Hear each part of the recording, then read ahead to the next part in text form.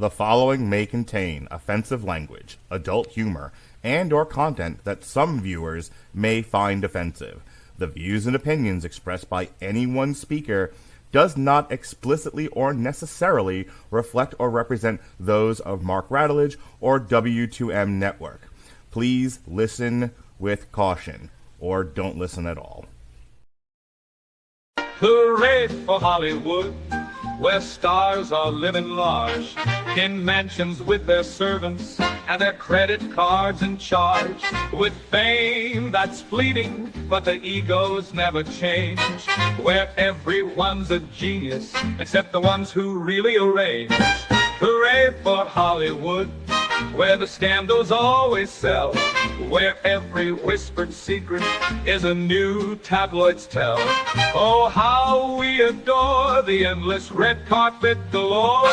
Hooray for Hollywood, where less is always more.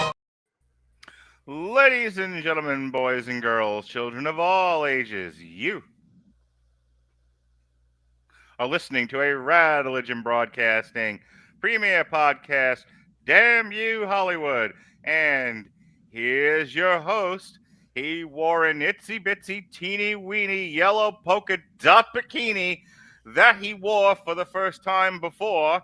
He's Robert Winfrey. Yay! How did you get my police file? Freedom of Information Act. Damn. How are you?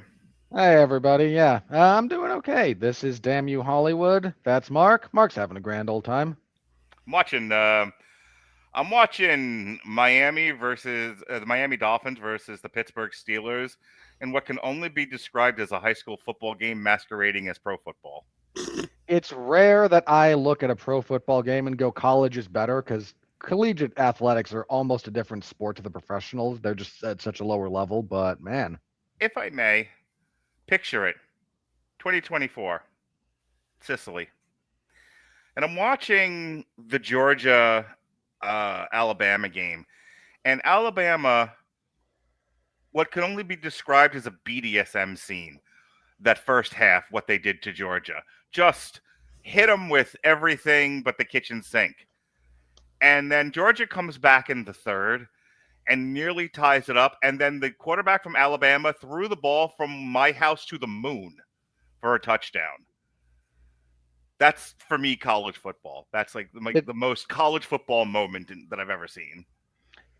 College football is, and I say this with respect for what it is, it is a circus. Yeah. I have seen some wonderfully, like, fuck all games this season. Introduce the pretty ladies before she joining us was fit that we're forgetting about her. Joining us tonight, so that we're not just two men talking about the female attraction to the bizarre, overly large man. I say again, when did we switch personalities? Look, one of us, you and I've told you this before, Mark, you and I have a balancing act. Yes. When one of us goes down, the other has to go up. You've been down for a little bit. I've had to be up. Yeah, so we're like the Eliminators. Little bit, yeah. But Alexis Haina is joining us. So, Alexis, how many references can we do tonight that Alexis has no fucking clue what we're talking about? No kidding. I have my book here. It's like, why don't you just go start talking and I'm going to read. We have two so far. How are you doing, Alexis? I'm doing well. Really excited to talk about this. This is a movie that I was so excited when it was announced. I got even more excited when I saw the set photos and the trailers. And I've been doing Snoopy dances the whole time. Outstanding. You should do them on TikTok. That's all the rage these days. Hey, Robert, what are we talking about? Well, tonight we are talking about Guillermo del Toro's take on Frankenstein. Frankenstein is a 2025 American Gothic science fiction film produced, written, and directed, Best Boyd, catered, and edited by Guillermo del Toro, based on the 1818 novel. A lot of hats. Yes, sir. By Mary Shelley. The film stars Oscar Isaac, acting, not like he does in Star Wars, as Victor Frankenstein, Jacob Elordi as the creature, and Mia Goth and Christoph Waltz in supporting roles. The story follows the life of Frankenstein, an egotistical scientist whose experiment in creating new life results in dangerous consequences. I'm going to share with you some thoughts going into this, and then we can discuss our histories, as it were, with this particular Gothic IP. So before we talk about performances, visuals, or crafts, I want to talk about what this movie, I think, and this is up for debate when I'm done, is actually doing. Because if you miss this, I think you missed the point. Frankenstein isn't a horror story as such. It's this version of it, at least, this iteration, is a moral accusation.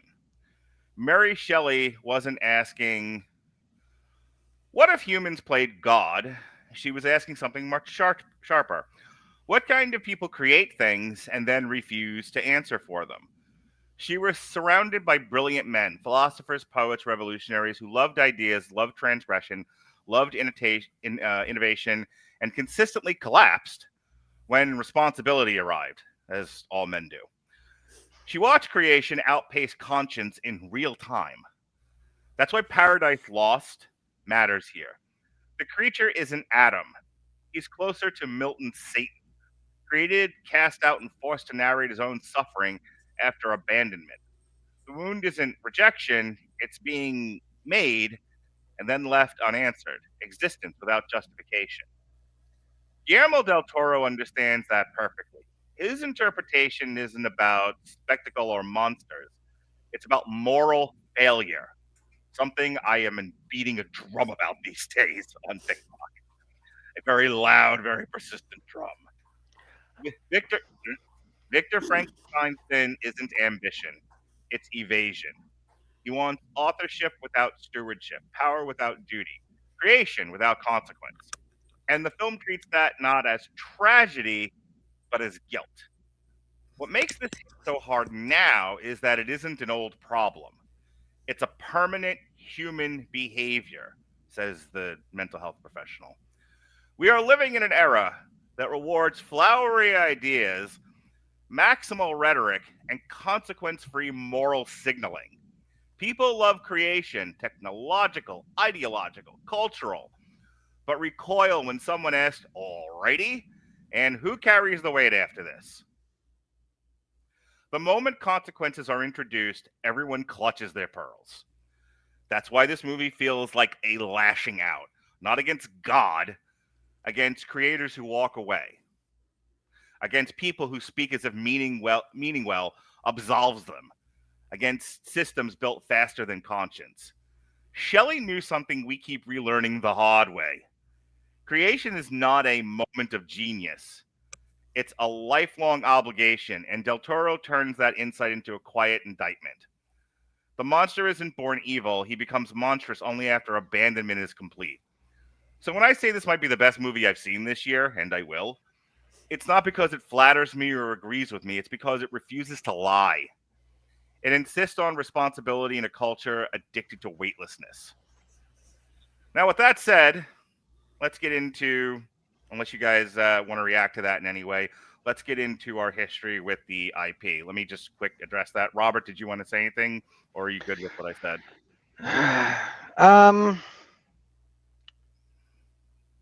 Yeah.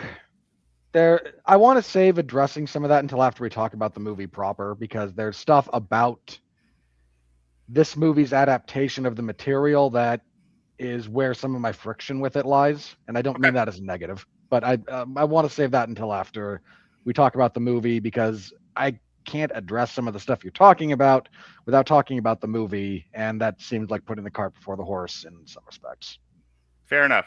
Alexis, so you're a big fan of Gothic horror, and Gothic and horror. So where does Frankenstein rank among your Avengers of horror monsters? Not just horror monsters. This is one of my all-time favorite books. Tell me why. Tell me why. Well, first read it in high school for a composition course that I took. Just fell in love with it. Obviously, I knew of the story. You don't grow up and not know who, about the Boris Karloff monster. We all have seen that imagery. And I just found it incredibly fascinating. Like I said, it has been one of my all-time favorites for I don't know how long. I've read it so many times. I'm always intrigued when I see new adaptations. Side note, I'm also excited for the Bride of Frankenstein movie that's coming out in 2026. And That's the one that's just called The Bride, right? I think so. Yeah, it's one with Christian Bale. I think it's Maggie Gyllenhaal's directorial debut. Well, that throws some water on my. Well, I now have to do some research because I don't think any of that's true, but it doesn't matter, and it's not worth debating at this time. Let me ask you, what specifically? I'm going to do a little bit of mental health professionalism here. What specifically about Frankenstein fascinates you? Well, I remember the first time I read the book, and I found it almost hilarious that we have always seen so much work put into the adaptations talking about bringing the monster to life, and none of that is in the book. First time I read it, it was literally like, and then on a night I brought the monster came to life, and I was literally like, did I miss a chapter? Like, look at the book. Hey, wait a minute. What about the lightning? Where's the lightning? It is to Mary Shelley's eternal credit that she understood that some things are best left to let the human mind fill in, and the specifics of granting life to dead tissue is one of those things that maybe we should just kind of leave there. True, but along with the imagery of the monster, the idea of Dr. Frankenstein shouting, "It's alive! It's alive!" is so ingrained into the mythos that when you read the book, and utterly an invention of old Hollywood. Exactly. When the first time you read it, it's like, wait, that wasn't in the book? Because you just associate it so much with the story.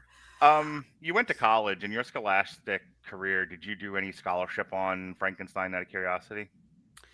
Not on Frankenstein. Actually, my big thing was on Rosencrantz and Guildenstern are dead, but that's neither here nor there. Oh, that's a choice. Oh, I got reprimanded by my professor for saying that they were stoners. Nice. She was furious. Also a choice. So anyway, so you read the book. You like that you're fascinated with it. You notice that the book is wildly different from Hollywood. Any other insights you want to share before we move over to Robert? Well, it's fun because, okay, so again, high school, read the book, and we had to do a big project on it at the end. And we were allowed to choose what we wanted to do. You know, it's like, do you want to write an essay? Do you want to do an art piece? Whatever. The teacher gave us free carte blanche to do whatever we want. So what did you draw? Oh, I got my friends from the neighborhood and we did a film adaptation. Oh, nice. Okay. Which we filmed in 1 hour because the guy playing my monster was running late for work.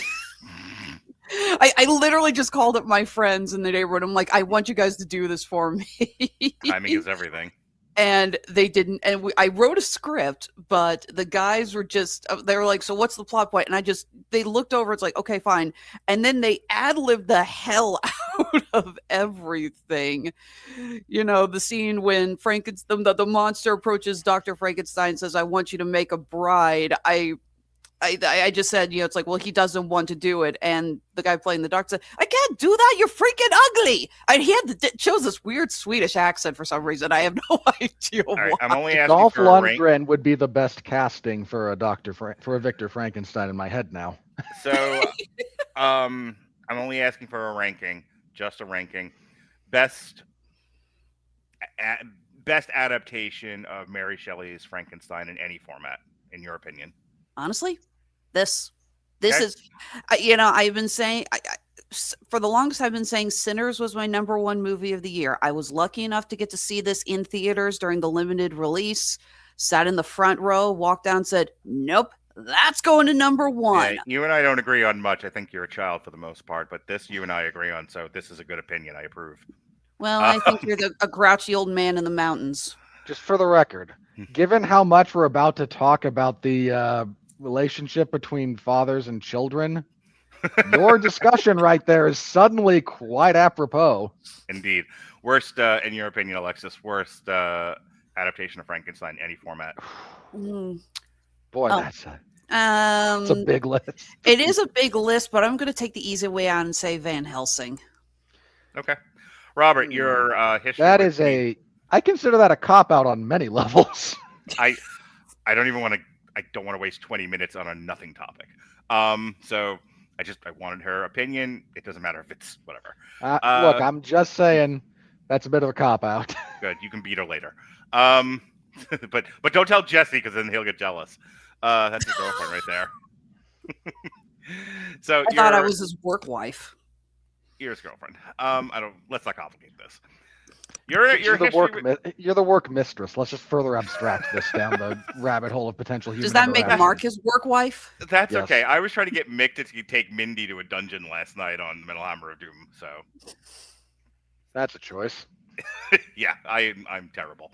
Speaking of terrible, would you please tell us, Robert, your history with this particular IP? Kind of like Alexis, I encountered it high school era first time. Actually, the first time I tried to read this, I bounced off of it. I don't know what it was. I think the problem was I had read Dracula very recently to picking that up because I went, oh, I've read and enjoyed Dracula. What's not to enjoy about the novel of Dracula? Frankenstein is the other half of this equation, more or less, right? You know, I'm a 13, 14-year-old kid. That tracks. There's no Wolfman novel, so yeah. You're going to get me onto the argument that that's actually Dr. Jekyll and Mr. Hyde is the first Wolfman novel, but that's another discussion. So having come from Dracula to picking up Frankenstein, there's something about the prose difference. To say nothing of, the Dracula novel is just an epistolary, which makes for an interesting read. I hadn't really encountered that before. So something about this, the first time I tried to read it, just didn't click. I got far enough into it to go to. I already kind of knew that the classic Universal movie is not accurate for the most part, but it's the one everyone knows because it was a giant success. And in fairness to that movie not being accurate, it is, especially for its time. That and the sequel, Bride of Frankenstein, are both very, very good movies. They're just not very good adaptations in sort of the traditional sense. I came back to it around the time I graduated high school, and in no small part because there started to be a little bit of a movement in some of the circles I was touching on that, the first science fiction novel ever printed was Frankenstein. And this is a somewhat debatable point, but there's enough given to the science in the novel that I think it could qualify. So I picked it up kind of having it been brought back to my attention in that respect. And my appreciation for it vastly outstrips my enjoyment, which is not a bad thing. Like, some things I enjoy are not very good, not worth appreciating. But I deeply appreciate the novel. It is very well thought out. It is very well put together. It has the right kind of prose. Once you can get into it, you see all the appropriate influence. I think the other reason I appreciated it more when I actually got around to reading it was I'd actually read some of Shelley's contemporaries who were big influences on the style. And if you try to if this is your first exposure to like the quasi-romantic language, it's a bit of a tough read. It's a little bit like trying to read Tolkien for your first fantasy novel. Like, no, we start with Narnia or we start with Prydain. They're good, they're deep, they are great introductions. They are not prose heavy and dense. Shelley is. So that was kind of where I read it for the first time. Very much enjoyed it. It is the tragedy of that story is so much different in the novel than in most of the adaptations. Most of the adaptations, this one included, to part of my annoyance, tend to paint the creature as the lone tragic figure. And one of the things I love about the novel is the sort of reciprocal toxic, to use the contemporary buzzword, the toxic relationship between Victor and the creature. Like, they are horrible for each other. And yet, for reasons, they can't get away from each other. It starts with Victor just kind of, being a pie in the sky, ambitious young man taken in by notions of alchemy and stuff beyond purely what the mathematical formula of science can represent. And so he, as Prometheus, uh, he's a little bit both Prometheus and Icarus. He flies too close to the sun and brings it back down to Earth. And he creates something that he is unbelievably ill-equipped to handle, freaks out, the creature freaks out and runs away. They actually don't have a relationship in the early part of the novel. That's a bit of an invention. This sounds like modern day parenting, by the way. You have no idea. No, I fucking do. I know you do. But you're a good parent. Yes. The creature then comes back to him later, having become educated and through similar to what this movie does, and says, "You jerk! Look what you did to me." In the meantime, Frankenstein has tried to forget that this horrible thing happened. He's getting married, he's moved on with life. The creature shows up and goes, "Tell you what, buddy, I don't like you. Make me a wife, make me a companion, or I'm going to ruin your life." And he goes, "Well, I don't want my life to be ruined. So, okay." This all seems good. I'm good with this so far. So he does. He actually does go to make the Bride of Frankenstein. He gets most of the way through the process, looks at it and goes, and he's developed as a person. He's got this big crisis of conscience and morality and goes, "This was a mistake the first time. I have an opportunity not to double down on it here. Let's not." He also argues that if the monster and the bride end up procreating, then we're going to get a whole new subspecies. And I love overly sarcastic productions pointing out, well, there's an easy way around it. Just, remove a few organs from the woman before you give her life. But no, that never crosses the doctor's head. It doesn't. And it's one of the few things in this movie it's one of the few things in the story that takes me out of it. For as smart as everyone is, the fact that you couldn't think of just, you can be sterile. That'll be fine. You should have made the creature a Ken doll to begin with. I did the zip mouth thing because there's a philosophical, religious, genealogical, biological argument inherent in what you just said that I really don't want to have on the movie review podcast we are presently doing. Yeah. Point being, I'm under normal circumstances. It's one of the very few things that kind of takes me out of the book is that one moment from Victor being like, "Boy, there's so many ways to fix this." But anyway, so he can't do it. I'll say what takes me out of the book. This is what I laugh at is that the book is framed as a letter. It's a letter that the captain of the ship, who's trying to find the Northern Passage, he's like, "Oh my God!" He's writing his letters like, "Sis, you're not gonna believe this. We found this guy on the ice," and he's telling the story. And then he's writing down what Victor says. And then the monster comes in and goes, "Hey, you want to know what I've been up to and what, how I've learned to speak?" So this is all literally like a story within a story within a story within a letter. Yeah. So wrapping up, Robert. So he can't do it. And the creature goes, "Well, now you did it. Now I'm going to ruin your life." And on his wedding night, murders his wife. And Frankenstein swears revenge and then starts chasing him. And then we wind up in the Arctic and the creature is still out there. Frankenstein dies on the boat. And the captain, who we've been following, learns a lesson about the dangers of obsession. Okay. And so my point there,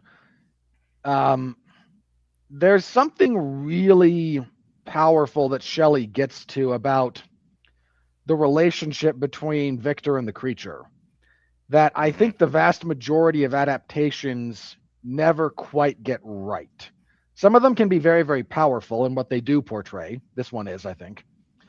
But there's something that gets lost in the translation process that I really have yet to see accurately depicted. And I was really hoping we might get there with this one, but we got what we got, which is certainly not anything to cry about in this case. I am curious, and I really want you to answer this as a academic, but not as Robert Winfrey. Do you know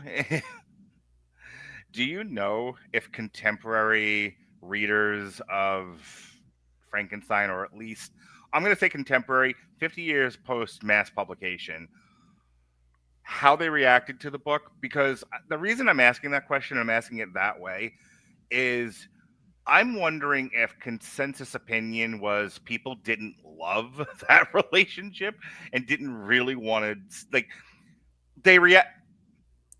Follow me with my train of logic here. In modern day movie watching and appreciation, people like the jingling keys and bright colors, and they don't necessarily like a lot of the heavy lifting movies should be doing. So a lot of movies are written without the heavy lifting, quite frankly, because they are trying to appeal to a mass audience.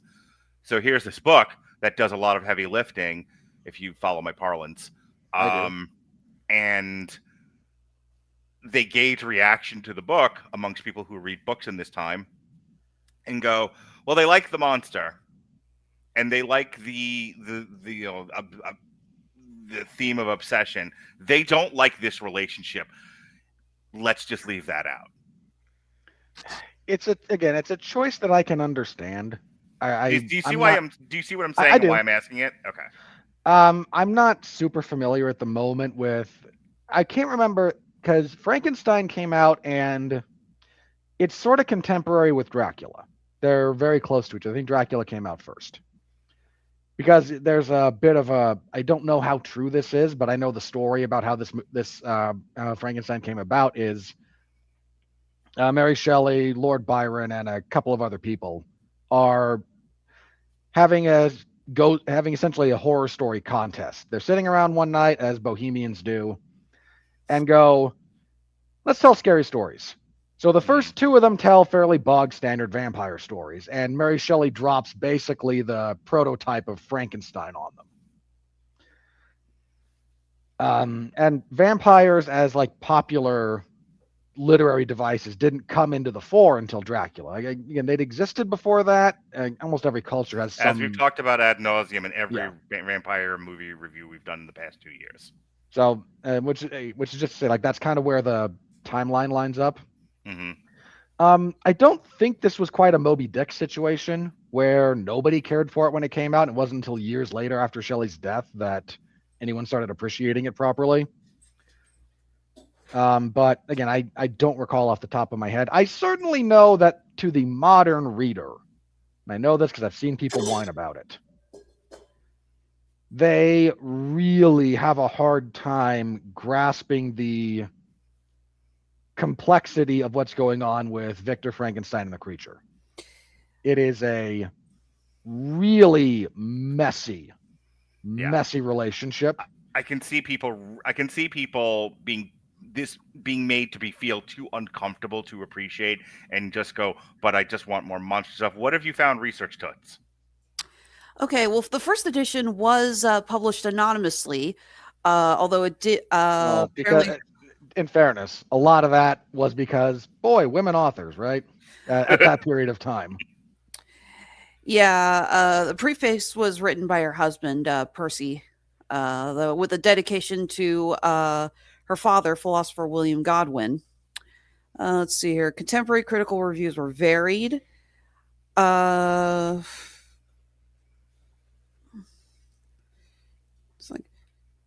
Despite these reviews, Frankenstein achieved an almost immediate popular success. It became widely known, especially through melodramatic theatrical adaptations. Yeah. The first adaptation, Presumption, or The Fate of Frankenstein, a play by Richard Brinsley Peake, performed 37 times at the English Opera House in the West End during the 1823 season. The acclaim it received caused a second printing of Shelley's novel and other theatrical adaptations. Shelley attended a performance on August 29th, 1823, and following the success of the play, she wrote, "Lo and behold, I found myself famous." So it is not enough, children, not you guys, some of you guys. It is not enough, children, to know that things happened. You can Google that. It is important for critical thinking and an understanding of humanity, and for the possibility of not repeating every mistake we've ever made, is to know why things are happening. And for that, you have to understand somewhat how people think, why they thought the way that they do, how they feel, and the decisions that they made. And that's why I asked that question. I think it's important to understand. I think it's a little too easy to just sort of be dismissive about it and go, oh, well, they focus on the monster because that's the money shot, and the rest of this is gonna, hogwash. Like, Well- no, there was probably something going on at the time among people who read this shit, and experienced it, and there were reasonable decisions that were made. Well, again, this is better or public. worse. First publication was what again, Alexis? 18. Hang on a second. Scroll back up here. Let me tell you this. I think if there's one 1818. if there's at least one one mark of human behavior that is consistent from caveman times to now, it is that nobody wants to be confronted about their stuff in distraction. Whatever your distraction, your entertainment medium, whatever it is that gets you from thinking about your doldrum life, you certainly don't want to spend that time being confronted with the things that give you anxiety. And if this book is really getting to people, if people who are experiencing it are just like, oof, this makes me feel things I don't particularly want to feel, and this is supposed to distract me from working on the farm or the coal mine, I kind of get why in later adaptations it's like, don't get into the relationship with these two. Just do him running from the monster. Well, a lot of those early stage productions of this too, they're well done, but like a lot of stage productions, especially of their time, there's concessions that have to be made to the story. Yeah. I was about to say the presumption, the one that she attended, that was the first use of Igor, or as he's was known in the early adaptation, Fritz. Igor. Sorry. You're pulling me. All right. Speaking of being pulled, Robert, why don't you go ahead and do the plot synopsis? But reasonably quick, considering you spent 30 minutes on this. Well, I did like a half-assed plot that's what I'm saying. And Don't this do follows that beat very all over closely. again. So, we open with the ship in the Arctic looking for the Northwest Passage. Apparently, in this case, they're just looking for the North Pole, though, because they want to find Santa. I don't know. Well, the idea was whoever could find the quickest passage to the North Pole would be able to find the quickest route to get anywhere else in the world. That was the thought. Just as an aside, I dropped a TikTok today where I was criticizing this this girl who's very pro-Israel, very anti-Arab. She dropped a TikTok that wildly misconstrued an issue that happened in Jersey with the school district and their teaching of Islam. And I was like, no, don't do this. Every time one of you idiots does something like this, you distract from real problems. And that's my issue here is you're making mincemeat. You're making a mountain out of a molehill and you're distracting from actual issues. Don't be that guy. And someone's reaction to that is to me doing that is, did Santa join Hamas? Nuance is dead. DED, dead. Well, it is on TikTok at any rate. Yes. Go on. So as they are trying to get their ship out of the ice, they see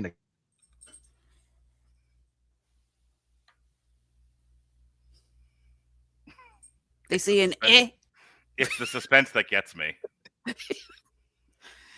They see an explosion in the distance, and they send some of the men out to take a look, and they find a man in the snow, injured with a prosthetic leg. And they decide to take him onto their ship. They're like, okay, well, what the heck is going on?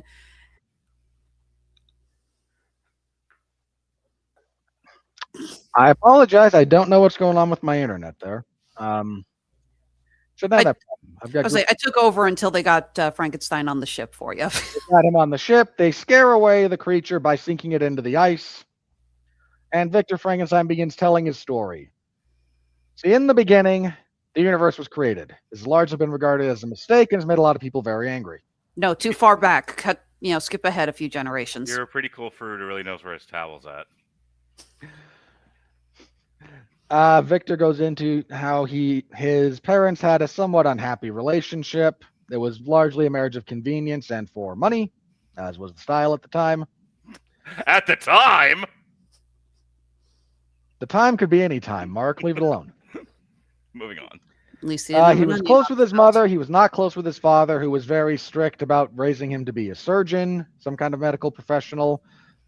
And his mother, while pregnant, died while giving birth to his younger brother, his younger brother William became the apple of his father's eye, the ray of sunshine, while Victor was the storm cloud. Their father winds up dying. There's some problems of finance. His brother goes to live with half of the family that's in Vienna. And he is shipped off to, God forbid, Edinburgh. The ass end of the earth, Scotland. It's not quite Wales, but while in Edinburgh, he does not develop an accent, but does become a doctor, a scientist. He has been thrown out of his university after having a demonstration because he's been looking into the reanimation of dead tissue. The central nervous system, don't you know? But during one of his demonstrations, he catches the eye of Christoph Waltz, who is the uncle of Mia Goth, who is getting married to Victor's younger brother. And Waltz tells him, "Look, I own a couple of munitions factories. There's a war going on. There usually is at this time in Europe. Not uncommon." The age of exploration and expansion. What a generation it was. This is the 1800s, and the Napoleonic Wars aren't that far removed. So I got a lot of money. I'm doing well, and you're talking about giving life, eternal life, perhaps. I would like to finance this. In exchange, you'll have to give me a gift later. And Frankenstein goes, "Okay." Somehow not thinking that, wow, the old guy wanting to know about how to create eternal life might ask for something. This sounds familiar. It's on the tip of my tongue. I can't quite Prometheus. I can't quite place the name of it.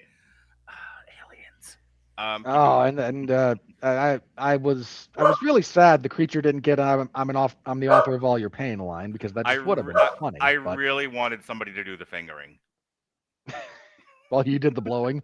Yes. I mean, wrong movie, but okay. There's a lot of Alien Covenant going on here, and Prometheus. So he starts setting up his laboratory. He starts looking at cadavers, and he discovers that the best way to actually disseminate the combination of chemicals and electricity that he's using to regenerate life is not through the circulatory system, nor even the central nervous system, but the limbic system. Those of you unaware, this is your series of glands. Yes, of which I had cancer in mine. Yes, the lymphatic system. And with that information, he starts to have minor breakthroughs. He meets Mia Goth, becomes smitten with her because he does. No, it's Mia Goth, I do not find her attractive. Keep going, please. Which is not to say that she isn't attractive. You find two girls on Earth attractive. I don't understand you. Nobody does. You and I have never had that particular conversation, nor do I feel like sharing my sexual proclivities with you. So wonderful. It's a day that ends in Y. Keep going. Look, some of you choose to broadcast your naked karaoke onto the internet. Some of us don't. I made choices. I'm not backing off of them. So he now that he's got an idea, he begins assembling the creature's body. And around this time, he realizes that good old Christoph Waltz has syphilis. Very advanced case of syphilis. And Waltz goes, "Look, I want you to transfer my consciousness into the new body. This is my condition." And Victor goes, "No! I'm trying to create new life. Why would I give it a diseased brain? Yours is abnormal. I need." So so they fight a little bit over this. Poor Hans Landa falls to his death. And Victor is able to get the lightning. The chemicals are injected. The creature doesn't quite come to life. And Victor is heartbroken. But the creature does, in fact, come to life, just in a little bit of lag, a boot up delay. And the creature then shows up. And all it can say is Victor. This bothers Victor because he wanted life, intelligence, not this abomination. And like most fathers, this is impatient with its child as it develops. Are you a doctor yet? I fucking just born. Come back to me when you're a doctor. Well, that was a heck of a delivery, wasn't it? And as Mark said, he starts to lose patience with this creature. He's taking care of it, but I need you to develop a little bit, buddy. If all you are is a lumbering thing who barely understands physical stimuli, like hot bad, like you're not all that useful. I have failed somehow, spectacularly perhaps.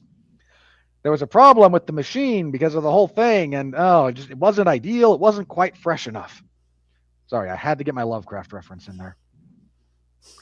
Around this time, Mia Goth and his brother show up and go, "So, how's it going? Haven't heard from her uncle in a little bit. He was supposed to be here last we checked." And Victor goes, "Oh yeah, he went out for cigarettes. I'll be back in a minute." He was out of milk. "Meanwhile, come see my work, brother. I would love to show this to you." And he starts telling that. And Mia Goth, meanwhile, hears the dull groaning of the creature and goes, "Allow me to wander unsupervised into the basement of this leaky tower where surely nothing bad will happen to me." She finds the creature, immediately mistakes it for just a normal person that Victor has abused and tortured, goes up to him and goes, "What are you doing, you sociopath?" And he goes, "I did not take some poor fool from the streets, woman, and vivisect him into a ape-like form. I am not Dr. Moreau. I am Dr. Frankenstein. I made a life."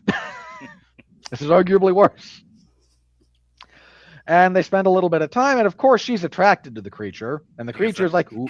Because the second thing that's true throughout all of humanity. It's like, And oh, of it's a course- monster I can fix. Wonderful. And the creature goes, "Ooh, pretty," which tracks. Third thing. But slowly this starts to unravel because Mia Goth is like, "You're treating this poor creature so badly." And Victor's like, "You don't understand. He's a 7-foot-tall, superhumanly strong infant. If I don't keep him chained up, he's gonna walk off the side of the building." I kept thinking of poor things through that entire scene. And Mia Goth goes, "But you must treat him with empathy. You are his creator." And he goes, "Okay, I've had enough of this. You know that thing downstairs that killed your uncle?" He tells that to the brother. And he goes, "Please take her away. I will deal with this. Something has gone horribly wrong. I've tried something very bad here. I'm going to clean this up with fire. And then I'll find you later and it'll all be okay. Well, we'll put this unpleasantness behind us." So he starts rigging the place to burn and explode. And he goes down to the creature and he goes, "I'm going to kill you now. So give me a reason not to." And the creature goes, "Victor," which is the only thing he can say. And he goes, "Fine, I've had it." He starts to walk off, and the creature very slyly goes, "Elizabeth," the name of Mia Goth's character. And Frankenstein and Victor goes, "Okay, I've made a horrible mistake," and proceeds to burn the building down. But as the creature is burning, and fire bad, one of the few things it knows very definitively at this point, Victor goes, "You know, maybe I shouldn't burn the thing alive. There's got to be a humane way for me to do this." And proceeds to walk into a bomb. He walks into a bomb and blows his leg off, catastrophic amputation. And the creature escapes, and this is where Victor's story ends. The creature shows up back on the boat and goes, "Now let me tell you the real story of how the house fell on my sister." Yeah, so there's part clue going on in this movie. Mhm. It could have happened that way, Like, but here's here's what really happened. Yeah. The creature escapes. He falls down a tunnel, winds up, washed up on the shores of this landmass. And he wanders. He finds a deer. It's a nice little deer. And then a hunter shoots it in the face, which is the wrong way to shoot a deer. There's so many reasons that's bad. And they shoot the monster, and the monster goes, "Ow. Don't do that. It kind of Having hurt." a terrible day. He runs away. He finds a disused mill. And he holds up in there because it's out of the weather. And then a bunch of people show up, including a blind old man who is helpfully teaching his granddaughter or niece, I forget which one, all of the secrets of language, communication. He's getting a real, so the creature winds up getting a decent enough education, better than you get in the current public school system for that age group, I imagine. By far. And he does nice things for the family, and he starts to feel okay about himself. And then most of the family leaves. They leave the blind old man there because he insists. He is the old man in the woods. Wolves attacked. They went to go hunt the wolves. So everyone leaves, including the family. And they're like, "Look, let's go into town. We're going to go do some of the last hunting. It'll be fine." And And the guy goes, no, I'm a crotchety old man. I have prayed here every winter since time immemorial, and I will not be moved now by you, sir. Good day. And they all go, you know what? This isn't worth it. Fine, stay here. Let him die. So leave the they old leave. blind man alone where there are definitely wolves. How could this not go wrong? He's got a flare, though, and it just looks like a Christmas star. Anyway. So that's an obscure Simpsons reference. The creature then shows up and starts talking with him, and he learns more how to read. He converses. He makes a friend. And he is told by the old man, look, if your brain's a little messed up. I can't see, but I know your brain's messed up. If you've got any memories, you should go back towards that. Try to figure out who you are. It'll be good for you. So the creature goes back to the burned out tower and goes, oh, I'm an unholy abomination. Everything about this is awful. I'm going to wander back to that old man and try to figure this out, my existential crisis. But the wolves have attacked.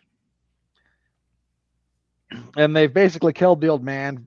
The monster kills several of the wolves, talks with the old man who says, you know, whatever you were, you're my friend. And the creature goes, oh, I feel good now. But then, right then, not seeing it, too late to actually stop the wolves. And in walk the southern racists who see a black man standing over a woman and make the appropriate assumption. Pretty much. That is really what we're going for here. Yeah. They go, huh, there were wolves running out of this place given how quickly we got here. Must have been this humanoid creature that killed the old man. Right. There's a reason why I said what I just said. Yeah. So they shoot him, they stab him, and he kills one of them. Then he wanders out and he gets shot a few more times. And he's like, the bliss, the sweet release of death has claimed me for an afternoon nap. Then I woke up.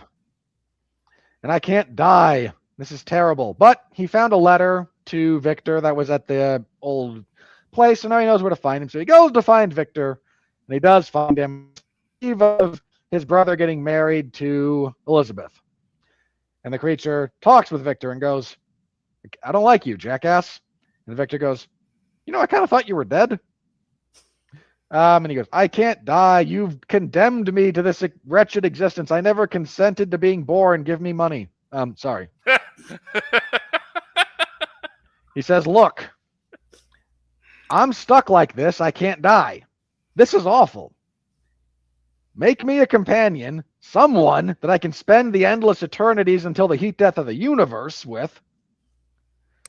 So I don't actually feel like, you know, the world's worst thing. And Victor goes, why? So you're going to have kids? So you can... I bet if I made you a male companion, you'd be pretty mad at me, wouldn't you? Victor refuses, and the creature then gets violent and throws him about the room. The commotion attracts everyone. Elizabeth runs in and goes, oh, you're that thing I met. For a couple of days. A while ago. And have yearned for ever since. Please carry me away from my terrible life with my financier husband. Yeah, accurate. And Victor picks up a gun and goes, get away from the creature. I gotta shoot it. And she goes, no! And like a Secret Service agent, dives in front of the bullet. And the creature's like, no, you killed the pretty thing. How dare you? And everyone else runs up. And Victor goes, see what he did? See what the creature did? It's not good. The creature then kills Victor's brother by braining him against a wall and grabs the body of Elizabeth and runs away to a cave like you do. So Victor, after being scolded by his dying younger brother, because you were the author of all my pain, Victor. Victor grabs a shotgun and goes after the creature, and he finds dead Elizabeth, and the creature beats him up, breaks his nose, and goes, now I'm the one in charge, and then runs away. So Victor starts chasing him, and this leads us back to where we were. Now back in the ship, Victor and the creature reconcile, offer mutual forgiveness, and Victor tells the creature, look, you may be stuck living. That does behoove you to actually live. So go about the business of living. As was said much better, get busy living or get busy dying. And since you can't get busy dying, it does kind of limit your options, doesn't it? The creature then shoves the entire boat out of its ice lock. The power scaling is wild in this. He frees the boat. The captain, having learned a lesson about obsession, turns the boat around. The creature stares at the Arctic sunrise and resolves to begin living right before he is attacked by a polar bear, I assume, once the credits start rolling. All right, Alexis, go ahead and praise the craft of this movie. Like I said, I was super excited the minute I found out this movie was announced. I got even more excited when I saw stills from the production. And then I saw the trailer. And I mean, this is Guillermo del Toro's wheelhouse. When you hear Guillermo del Toro doing Frankenstein, you go, yes. Yes. Why haven't we done this before? I know. This is the way the world is supposed to work. Guillermo del Toro is supposed to make Frankenstein. Finally, this makes sense. Reality is getting back to normal, hopefully. If only Netflix would give him the money to make his At the Mountains of Madness adaptation, then we'd be really cooking with gas. Yeah, no kidding. Apparently, they're going to give him money to make a version of Phantom of the Opera. Oh, that's interesting. He's good. You know what? I trust him to stick closer to the book than the musical, at least. Oh, it's not going to be the musical. It is the original book. It's the Lon Chaney. The way you said that, I'm like, this has to be that he's doing an adaptation. Oh, yeah. Of the book. Yeah. Yeah. I don't think Guillermo del Toro has ever done a musical, and nobody wants him to. No. All right, so let him single-handedly revive the Universal monsters on his own. Okay, yes, Jeff. please. Hey, Jeff, talk about this movie. Everything about this movie is absolutely references she doesn't get. No, she knows what I'm talking about. Yes, I do. Okay. Everything about this movie is absolute perfection. Guillermo del Toro is a stickler for live action, for real props, real sets. He uses CGI at a bare minimum. I think the majority of the CGI, I think the biggest CGI was the friggin' wolves. Obviously. Yeah, admittedly, they didn't look that good. But it was clear when one of the wolves started playing with yarn.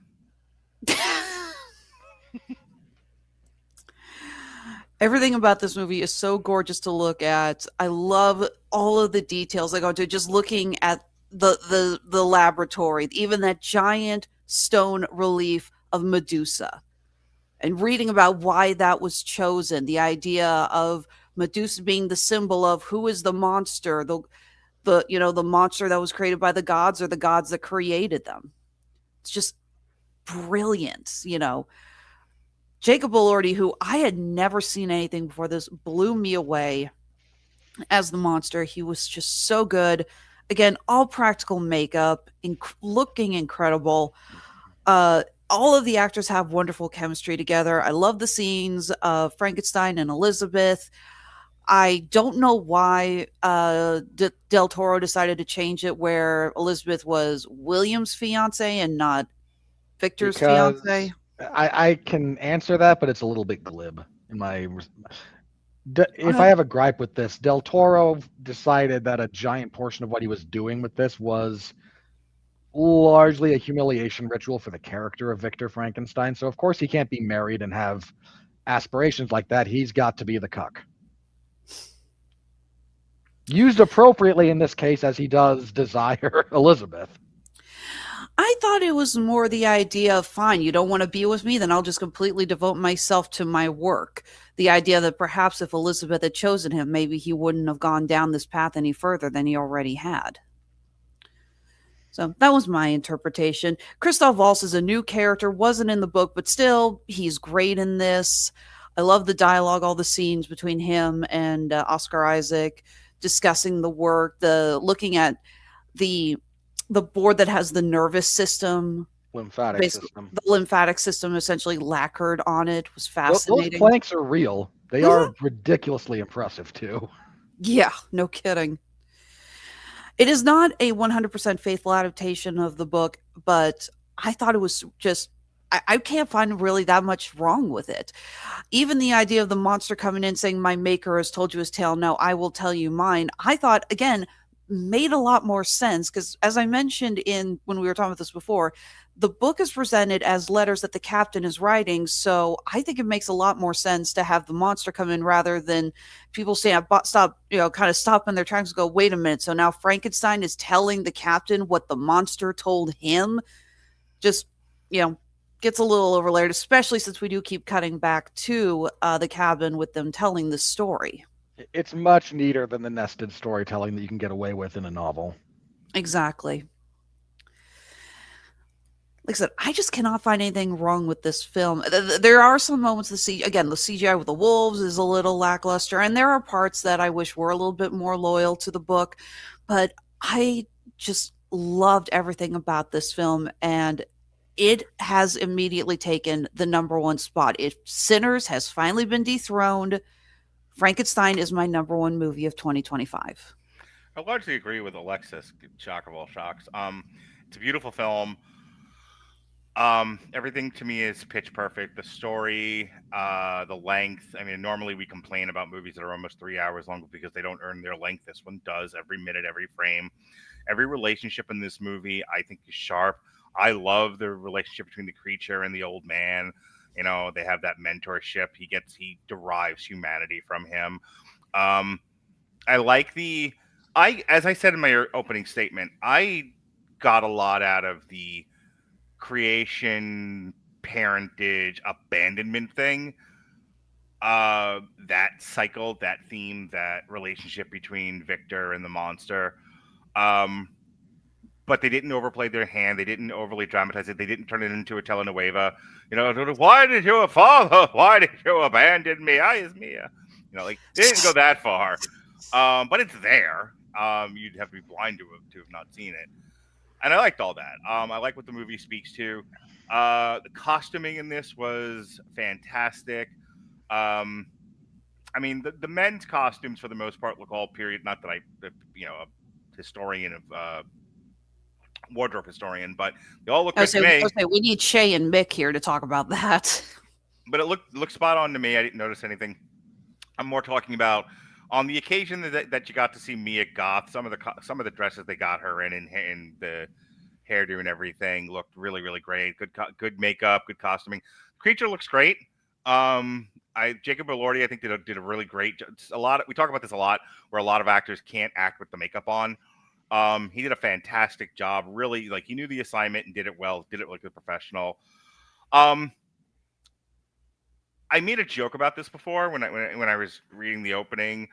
I'm not going to go into a big long thing about this. As Alexis said, I think she's a child. She thinks I'm a grumpy old man, and my girlfriend agrees with you. I get called Boomer a lot, despite being born in 1976. So I don't want to go into Boomer is just slang for anyone older than you, the same way millennial is slang for anyone younger than you. Really, I thought Boomer was just somebody who actually does his responsibilities as a man. But going on, Robert, it's not millennial anymore. Now we're making fun of Gen Z. Anywho, I don't want to go into a whole side thing. Everything I'm about to say I've kind of said before and taken the time to explain what I mean, so I'm not going to over-explain myself. I hate what Marvel and Star Wars has done to really good actors. It's nice to get a reminder that Oscar Isaac can act and act well, and that he deserved better than the fucking character he got in the Star Wars movies. Yuck. He's phenomenal in this. While he is both the star and the villain of this thing, in the tragic sense, what fools we would be if we got mad at everybody trying to push the bounds of science, sometimes to their own demise. I think it's an egg worth breaking. And I'm not going to spend my time clutching my pearls and being mad at a guy who was trying to figure out what you could do with life, if anything at all. Get mad at him for abandoning this person that he brought into the world and took no responsibility for. Like I said in my opening statement, that's what you get mad at him for. The fact that he did it is not the thing. At least in my personal estimation. And I think the movie does a really good job of splitting those hairs. I didn't notice the score. That's kind of your thing. If it had jumped out at me, I would have said something. But and I watched it on an iPad, so I couldn't tell you if the sound design was any good. One of the drawbacks of these straight to Netflix movies is some of the craft gets a little lost, especially the way I watch them. The thing is, I tend to watch 9 out of 10 movies on my iPad while laying face down in my own disaster of a life. I was about to ask, was I the only one that got to see this in theaters? You are. I didn't. At least one of my brothers did, and he loved it. Yeah. Outside of that, I don't have a lot to say other than this, Companion, and Nana's are my top 3. And right now it's neck and neck with Nana's. I'll make a final decision in a couple of weeks when we do the year in review. But depending on how I'm feeling that day and what the AI tells me my opinion is, because that's where I'm at in life. This is either the number 1 or number 2 movie of the year for me. It is hands down a grand slam. Robert?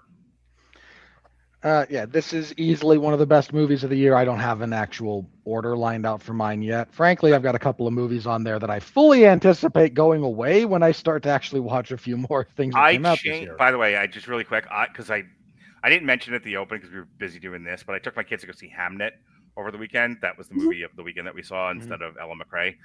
And that's on the short list for Best Picture, period, not just nominee. It's probably going to win Best Picture of the year.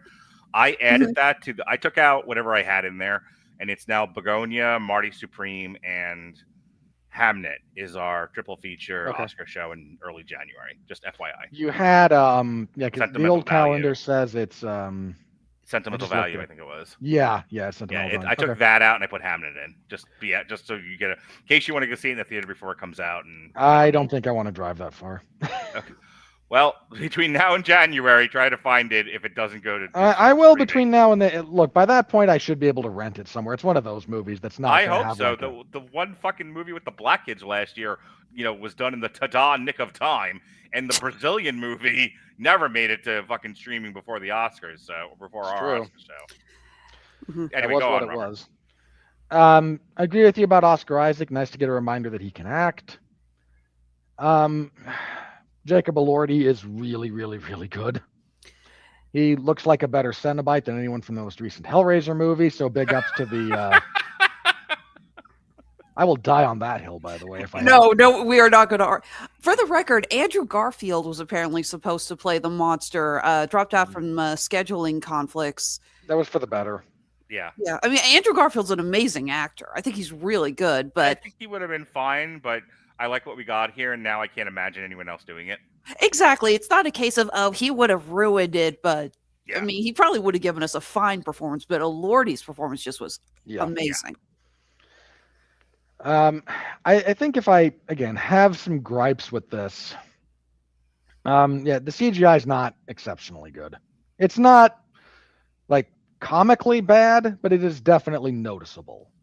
And your individual mileage will vary on how much that bothers you, but it's there and it needs to be said out loud. Apart from that, the set design is great. The Del Toro's insistence on physical locations and whatnot is a really, really good one. We have Will N05E here chiming in with my one criticism is the monster looked like Nebula. There's some line work on the makeup that I can see the Nebula comparison. So this other line, the wolves were comically bad. I made a joke that it was like they were playing with yarn. Yeah, I mean when they were doing it, when they're doing the attack, you focus on the attack. When the couple of the wolves fucked off and ran away, I kind of looked at it and went, "Look, kitty." Yeah. Well, again, Del Toro, his films are notorious. It's the practical effects, amazing. The hand-built sets, incredible. The CGI, you watch that scene in Blade 2 of Blade fighting against the light. It's I'm sorry, I didn't realize we were watching an episode of Ladybug and Cat Noir. Let's let Robert get through his, because you guys were good about me. We were all good about you, and then we were all over Robert like the wolves on the old man. So let's keep going. It's late. There are wolves after me. So that's all really good. I think what I was somewhat let down by, and this is a me issue, not necessarily a film issue. The decision to focus the kind of heart of this on basically being a parental relationship. It works for this movie. It's really well done. When I say that's not necessarily what I wanted, again, that I acknowledge that's a me thing. So before anyone yells at me for not taking the movie on its own terms, happy to do so. If you want one of my criticisms, here it is. If Guillermo del Toro, of all people, perfectly suited for this movie, this story, all of it, is not going to really kind of dig into some of the nuance and the philosophical underpinnings of the relationship between Frankenstein and the creature, I don't think anyone is, and that just profoundly disappoints me. As it stands, again, it's a lot about fathers and sons. It's a lot about, boy, my dad was abusive and absentee. Guess what I turned into be? I'm an abusive and absentee father to this creature I created. Hey, ain't life grand? Time is a flat circle. Yeah, and circular. And that, it's good, it's well done, it's well acted. There's definitely some catharsis when they finally do reconcile at the end. It just, I don't know. I was a little bit disappointed in that because I wanted something more. But once again, me.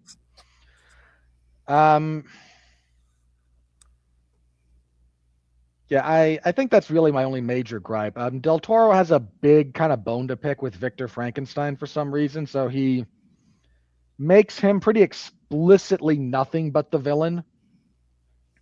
And the creature is nothing but sympathetic. And again, this It's a very modern telling of Frankenstein when you put it that way, which I remember about an hour ago when I said, you know, you make it for the people who you're selling it to. Again, I get the why. I really do. And it's again, if it's going to be that way, this is executed as about as well as it's going to be. I'm just kind of also somewhat I don't lament the death of like subtlety and nuance and interest in, Marvel or Star Wars or whatnot. Like, I hate that they've become as dumb as they are, but I don't need deep philosophical conversations between Captain Marvel and What's Her Nuts. Like, I don't. It's not benefiting anything. Gosh, I remember I read the entire Dan Slott run of What's Her Nuts. I'm sure you did. But I could have used some more depth of what's going on between the creature and Victor, especially once the creature becomes more intelligent. And it's one scene, and I'm just left bereft of what I wanted out of that. Can I tell you, it's funny that you're reacting that way, and you're entitled to, and I'm not really fighting you on it, but in contrast, because I like the fact that you and I have such different takeaways from everything. I watched that and I went, it's refreshing to see a movie end with a conversation. Oh, Like, that's true. Sometimes it's like, it's a little anticlimactic, don't you think? But we'd already had him throwing them around the room. We'd already had at least one or two bombs go off. Like they done Daffy Duck blowing himself up already. What's there left to do? And instead of doing what every other movie does, which is up the ante and have an over the top fuck all ending, they were like, can we just talk? Like Joan Rivers, can we talk? And they do. And they were like, all right, I guess we know each other a little. Like, this is where it's earned. That fucking Faramir line, like, I guess we know each other a little bit better now, don't we? And then the monster fucks off and Victor dies. It's like, perfect. Bravo. Yeah, no, I do love that. Like, I appreciate that. If there's another knock on the Kenneth Branagh adaptation, their decision to have the finale be like in a burning build as the ship's on fire on the Arctic and there's an explosion was an odd, like, that was a studio note. It was very, very obviously and then the dam broke. But I'll say, and I mean, the dialogue here, an idea, a feeling became clear to me. The hunter did not hate the wolf did not hate the sheep, but violence felt inevitable between them. Perhaps I thought this was the way of the world. It would hurt you and kill you just for being who you are. Congratulations. You discovered naturalism. Good job. Well, that's also, we have so many professional victims out there, though. That's also a very modern motif. It is. And so I think if there is something that did kind of feel like I was personally let down, it's mostly that. This became modern in a way that is understandable, especially if I'm signing the check for this thing.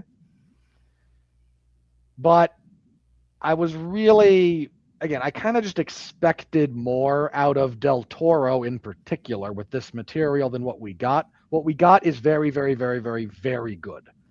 This is going to be on my top 10 list. It's going to be very near the top. It might be the top spot. I don't know exactly. Like I said, I haven't organized everything. And there's a few movies I haven't seen that I definitely think are going to wind up there. But I'm still waiting for a version of this story. It doesn't even have to be like a strict adaptation. This could be one of those, inspired by things that really kind of gets the nuance and sort of like because both the creature and Victor at different points become like better people, and then they wind up back in each other's orbits, and whoever shows up makes the other one's life worse. And there's something about that, especially as it relates to, because there's a million of those that are like humans, right? That are just people to people. Boy, we're not great for each other. A million of those. There is something kind of uniquely philosophical about what's going on with Victor and the creature, especially when, okay, if I have one more, permit me one more minor gripe with this. Del Toro, I feel like this was intentional, and I'm not even saying that I don't know how he would have gone about this. He really eschews a lot of the like religious conversation that is spurned on both in the novel and sort of around this. I don't know if you heard me say it already because I've been really subtle about it, but this is a very modern movie. I'm aware. There is, I say this as a friend, but also as a mental health professional and somebody who has observed you for the past 15 years. There's not a lot of appetite for overtly religious discussion in popular fiction. There just isn't. I'm very aware of that. Especially in second screen viewing. Yeah, I'm aware of that. And again, it's a minor thing that I would have liked to have seen explored more. Frankly, the entire story of Frankenstein is actually a giant epic. When you actually look at the amount of time it takes and the distance it covers. Same thing with Dracula. Like, Dracula spans a giant chunk of the European continent. I was going to say, the fact that they made an entire movie on just the boat ride. Yeah, like that's kind of, Frankenstein is similar to that in terms of like generalized scope. So what we got here, like I said, it's very, very, very, very, very good. Go read the book too, is my only other big takeaway from this. And I would say that, even if I say that even if because Kenneth Branagh's version is a much more like faithful adaptation. My advice after that is still go read the book. And I will say Kenneth Branagh did have actually my all-time favorite line from a Frankenstein movie, in that it's a scene where the monster is talking to them and talking to him on the glacier, and he picks up the flute and he goes, "Did you know I could play this?" Well, where did the talent come from? My hands, my brain, what of my soul, or was that just a piece you forgot to put in? Yeah, the discussion of the soul, despite what I said 2 seconds ago, discussion of the soul in this, when they were thinking about the idea of animating a stitched together series of corpses to create new life, and they were like, "And have you considered where the soul's going to go?"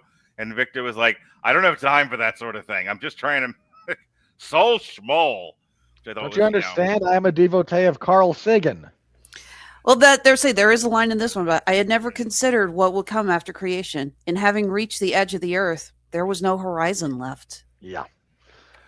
That is like, again, that's a really good line, especially because, correct me if I'm wrong, but that has De Niro as the creature, right? It's been a minute since I've seen Branagh's version. Oh, yeah. Yeah, that was what made a lot of people roll their eyes. It's like, really? Robert De Niro is playing Frankenstein's monster? I think we all just imagine him with the giant green head. Yeah. Wait a minute.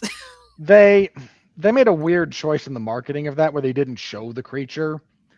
And consequently, you envision De Niro again in the Karloff makeup, which is not what they did at all. But no, the makeup was realistic of what you would expect someone stitched together like that would look like.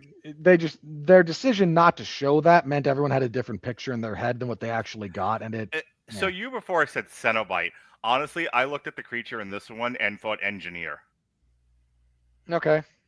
I can see where you get that. I'm waiting for the compilations of people putting the clips up of that with somebody that I used to know. That's okay.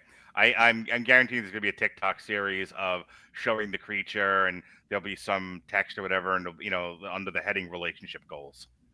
So. Yeah, because nothing builds a strong relationship like, boy, I saw you when you were an infant, mentally and emotionally, and now and thought, now's my chance to turn you into something I can use forever. I'm a hurt, bitter man. For what it's Mark, worth, it's okay. I should also point out the rest of the cast in this. Obviously, we talked about our four main actors. I love David Bradley as the old man.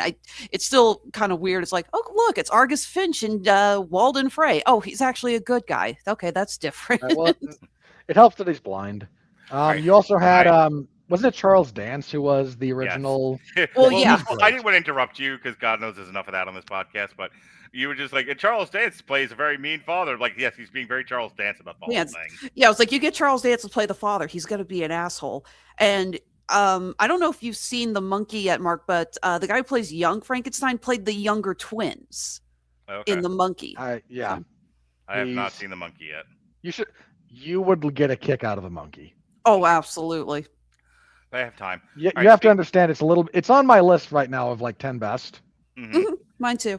It's I got to get a viewing of that and Weapons, and I think like Kat wanted me to do a whoever directed Weapons directed at least one or two other movies I was interested in. So I think we talked about me and her doing a triple feature of that director where I'm gonna take a shot at Weapons, since I know you guys did it already, but I didn't do it, so it doesn't count. That's the problem. He's only directed 2 movies.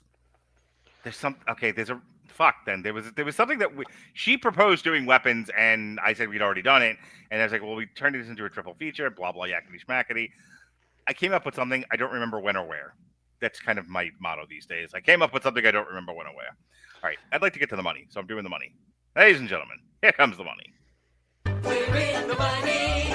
We're in the money.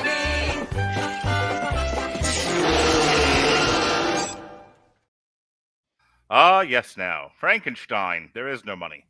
It had However, a very limited theatrical run that was moderately successful for how limited it was, but it's a Netflix movie. Yeah, Netflix threw some money at this thing. They threw $120 million at it. It earned every penny. The limited run in the box office, so that it would be eligible for awards, which it is. I can talk about that. This thing is on the short list for Best Picture, alongside Hamnet, Begonia, One Battle. Those are kind of the 4 that really should be, and we should not give One Battle After Another too much credence. But it made around 480,678. Let me go to. I would say the theatrical release is actually interesting because from what I gather, they had never intended to give it a full theatrical release, but the outcry from the fans when they saw the trailer is like, why are we not seeing this on the big screen? Well, let me give you some knowledge here. Frankenstein landed its world premiere in the main competition of the 82nd Venice International Film Festival on August 30th, 2025. For its North American premiere, Frankenstein made it to the special presentations program of the Toronto International Film Festival, where it was screened on September 8th of 2025. It also was presented in the gala presentation at the 30th Busan International Film Festival, September 18th of 2025, and as a headline gala of the 69th BFI London Film Festival on October 13th, 2025. For its Mexican premiere, everyone was given a taco. It was also screened at the Morelia International Film Festival. That's racist. Hi, I'm Mark, if we met. The film was released in the select theaters on October 17th, where it was screened for Alexis and Alexis only. It also included select screenings on 35mm and IMAX, followed by a global release on Netflix November 7th. Distribution from Mexico's release in select theaters was handled by Pimenta Films. We'll talk about the critical review in a little bit. It's already like won a whole bunch of awards or been nominated for some. It won for top 10 films, the American Film Institute Award. It's won an Astra Film Award for Best Costume Design. I'm so smart. Best Makeup and Hairstyling. I'm so smart. And for Best Production Design. We all agreed on that anyway. So it doesn't, Oscar Isaac, reminding everyone he can act, won a Celebration of Cinema and Television Award. Tamara Deverell won for Best Art Direction, Best Production Design at the Chicago Film Critics Association. Kate Hawley for Best Costume Design. Guillermo del Toro won Cinema Audio Society Awards Filmmaker Award. There's a bunch of pending. The Oscars have not been announced yet. As we discussed, I believe it was last week or a week before that, it was nominated for Best Motion Picture Drama, Best Actor in a Motion Picture, Best Supporting Actor, Best Director, and Best Original Score for the Golden Globes. That's all Several pending. of those it should win. I'll say I'm really, like I said, if Elordi does not win this and also does not get the Oscar for Best Supporting Actor, I will be shocked. Right. It's won a whole bunch of other awards. Nothing tremendously jumps out at me. So yeah, obviously pretty well agreed upon. The consensus viewing is this is like, if not the best movie, one of the best movies of the year. Here's the thing. I saw Hamnet. Stiff competition. That is, I don't want to get too much into it. I will tell you that my son, who is more Robert Winfrey than he is Mark Radulich, struggled with the movie. However, much like Coco, all these years later, by the time that movie was over, my daughter and I, bawling messes, just inconsolable. And my daughter had some interesting things to say about it, not the least of which it made her reflect upon her own relationship with her brother. And then we talked about it, and she then reflected again differently. But this, never That mind tends there. to happen once you get feedback. Yeah. I had a thought while I was watching Hamnet. I don't know if you guys remember the American Dad episode where they were riffing on James Bond, and Yeah. Roger is playing like Tearjerker. tearjerker, and like his villainous plot was to make the saddest film ever. People It and was like- people literally cry themselves to death. Death, yeah. Yeah. So Hamnet feels like somebody took that as a challenge. Well, it's Chloe Zhao. She probably did. Well, it's so funny. Well, actually, my son's reaction. So the movie is over, and he was just like, "What was the point of any of this?" Meanwhile, like my daughter's like, "I need a minute. I can't even get out of my seat," and I'm like, trying to pull myself together. And my son's like looking at me. He's like, "Father," he called me father. He said, "Father, what was the point of any of this?" And then he was like, "Who directed this anyway?" And I'm like, "Chloe Zhao." And he went, "The broad who did the Eternals? How did that happen?" And I'm like, "Well, son, she's more known for stuff like this than she is the Eternals." She did Nomadland, which bordered on exploitative. I couldn't. I was gonna say the Eternals is the odd man out in her filmography. Yeah. Yes, Alexis, is the point of that story is I explained that Eternals was an egregious mistake and it should never be repeated, and we shall never speak of the shortcut again. Shortcut again. I told him like that was an outlier. That's not really what she does, and that's why it turned out the way that it did, despite the fact that I liked it, and we'll double down on this every day until I'm dead. But yeah, Go on your Hamnet- tombstone. Liked the Eternals, yes, devoted father, like the Eternals. which will in fact get people to deface your tombstone. Just like you would think after the Eternals and Ang Lee's Hulk, they have learned that just because you are a brilliant, award-winning film director does not mean you are cut out to make any kind of movie. Jonas was really fucking hilarious about that. He was just like, "Why are we letting all these fucking artsy indie directors direct big Marvel movies? Like they clearly can't handle it." And then proceeded to walk out of the theater with his nose in the air. I was like, "I have ruined that boy." Fix He's your not posture, wrong. but he's not wrong. All right, let's get to the actual money here. Zootopia, despite all of this, retained its spot in the top Reclaimed. spot. Yeah, Yeah, Second last week. it knocked down Five Nights at Freddy's. it won the Rightfully rematch. so. it won the rematch and reclaimed its top spot as the #1 movie. Hey, only a 70% drop for Five Nights at Freddy's 2. That only bodes horribly. Wicked remained the #3 for the 3 weeks. Duran Duran got its wide release apparently. It Yeah. went from 9 to 4. Now You See Me, no one else did. Remained the spot at #5. Jujutsu Kaisen anime Japanese dropped from 4 to 6. Ella McKay apparently debuted at #7 and got really bad scores. I happened to just catch that as I was setting up the show tonight.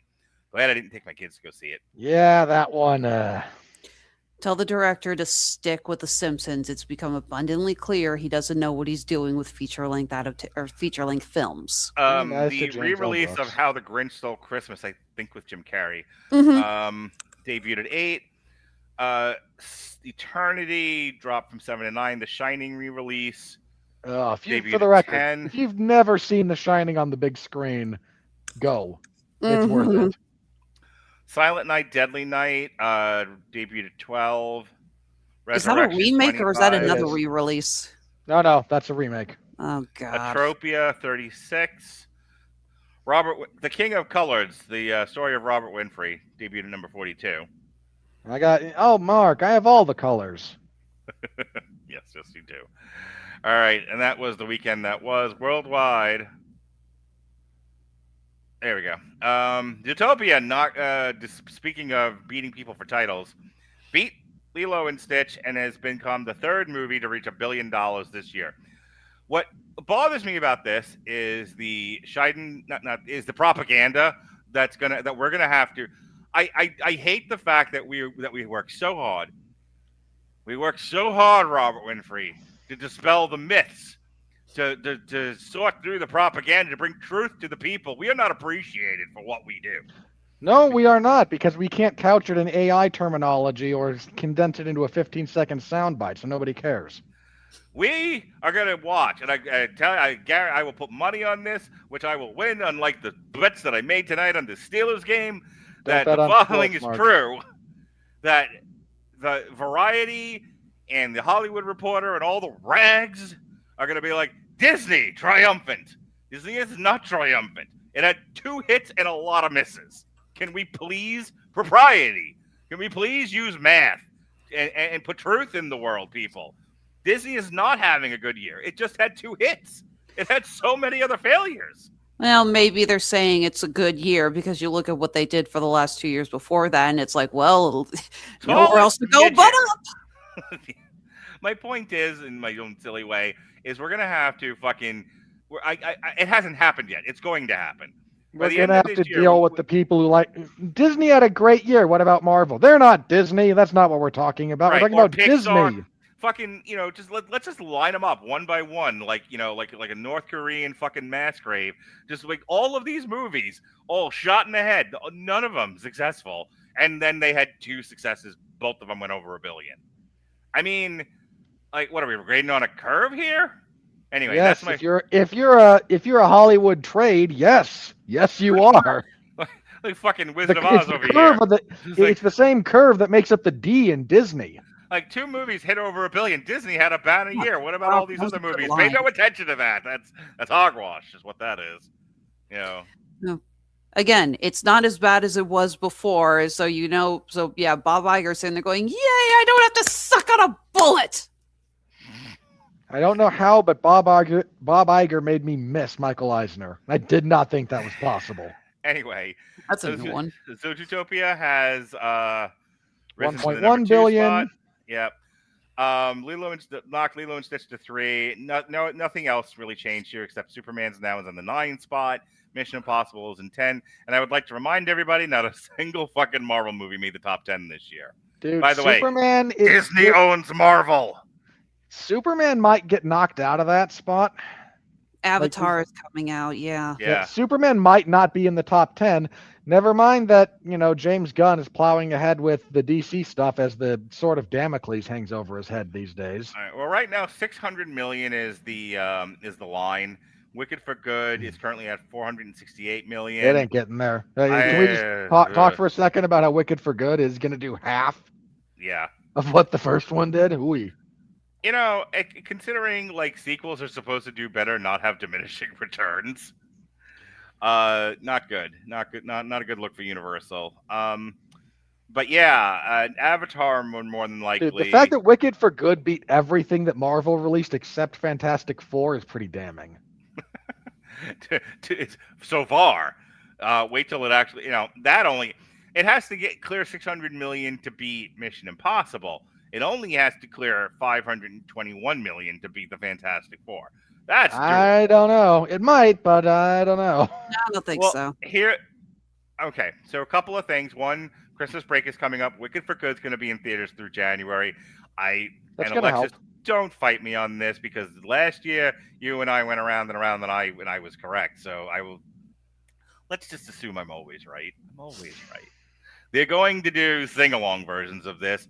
That'll bring the broads back to the theater again because, let me tell you, walking up to the theater, my daughter was like, I can't wait to sing in the movie theater. And I punched her in the face, and I collected her after the movie was over.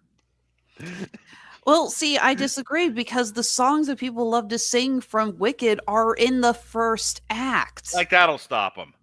They'll all be singing to fucking Defy Gravity during the non-singing parts. In fairness though, Mark, it might deter people from spending money to do it. Whatever. I have faith.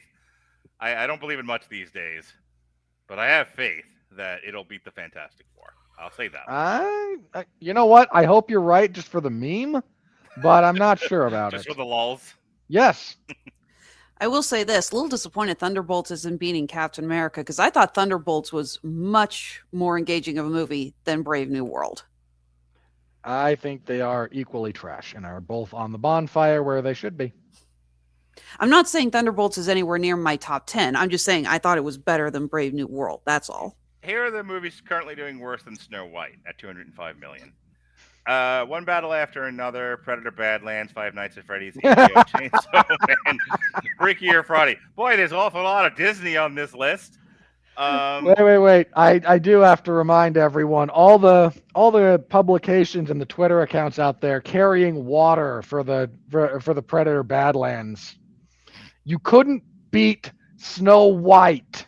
Shut up. Tron Ares. Boy, this is a fucking graveyard of movies here.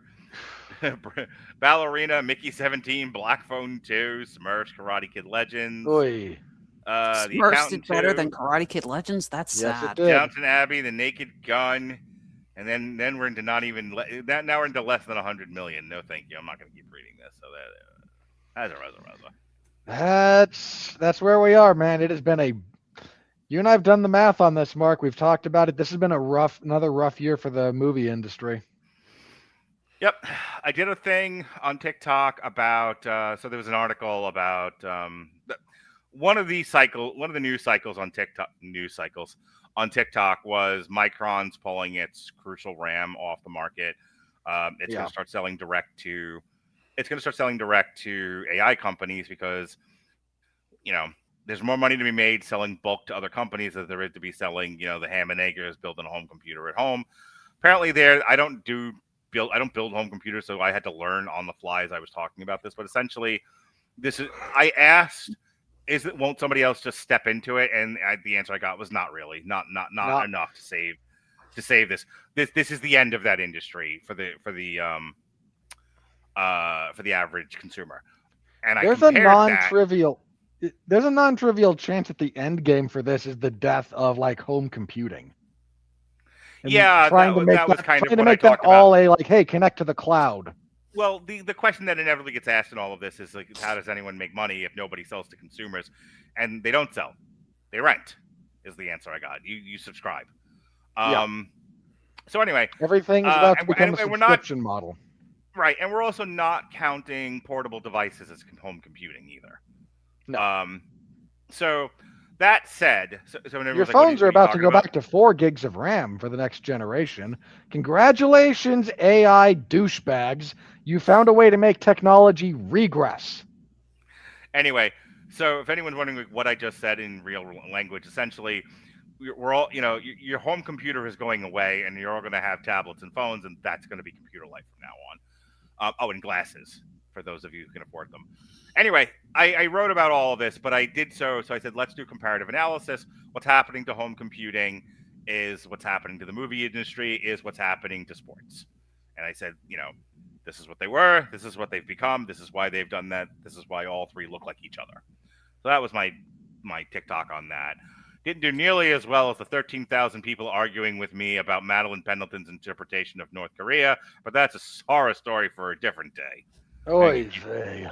Oh, you don't know the heck. You should, dude. I fucking 13,000 views on this TikTok of me going, I don't know what she's talking about with North Korea is all the way right.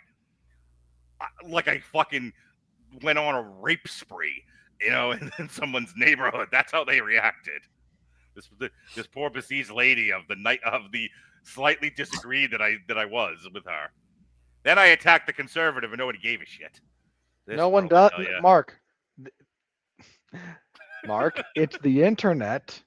No one cares when you make fun of the conservatives. Fair. Especially on TikTok.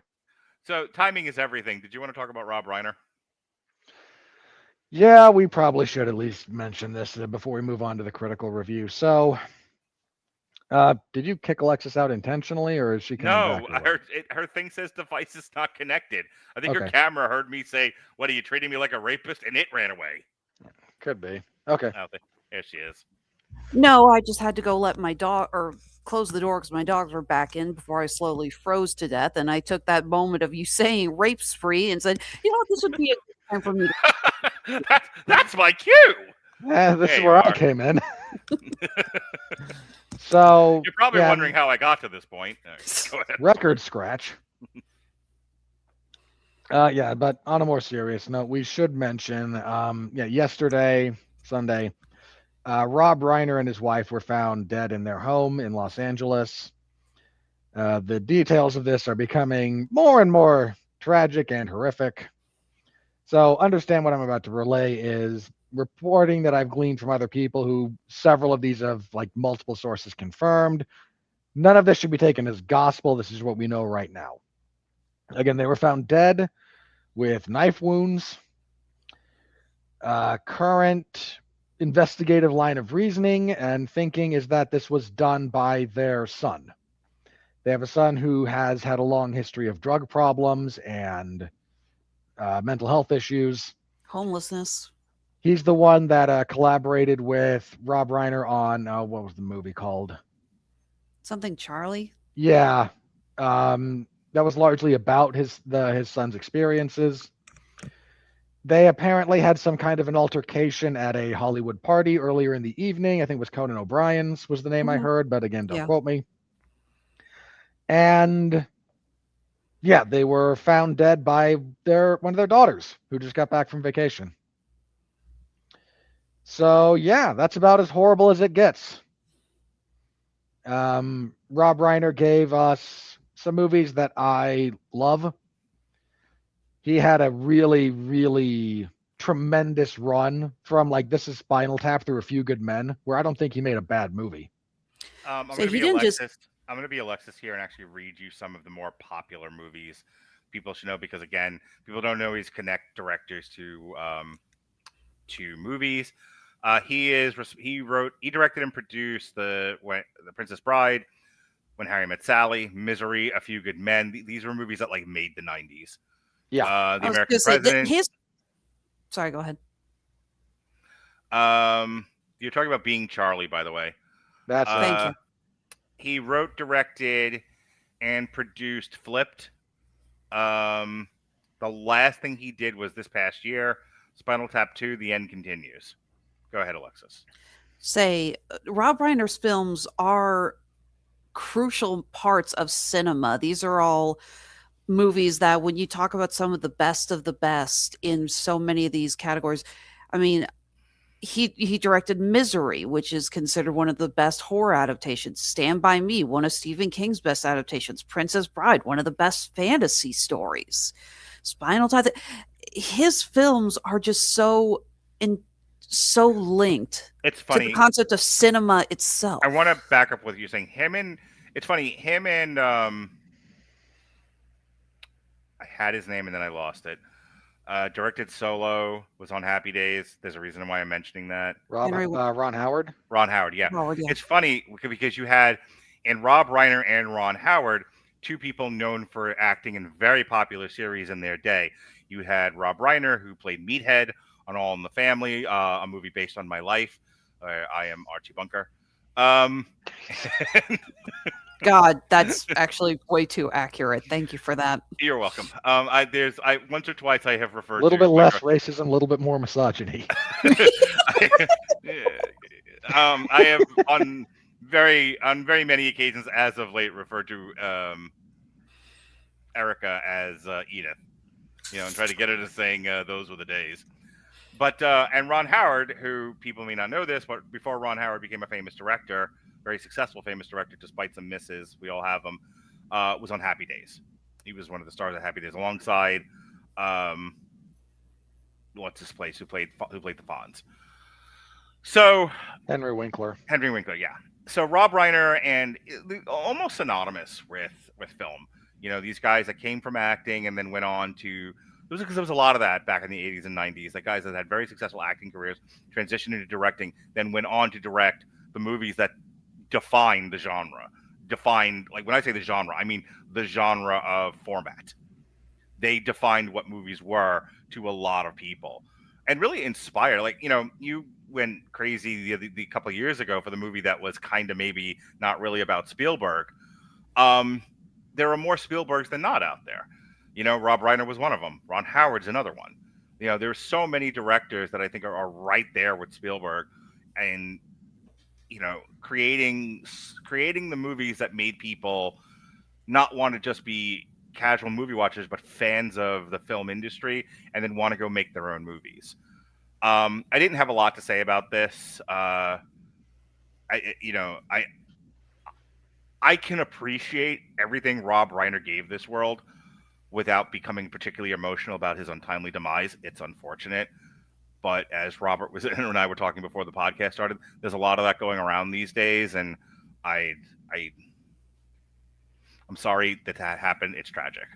I would like to know more about the son, and more to the point, I would like to know more about how they parented that guy to for him to become what he became. But that is a podcast of a different color.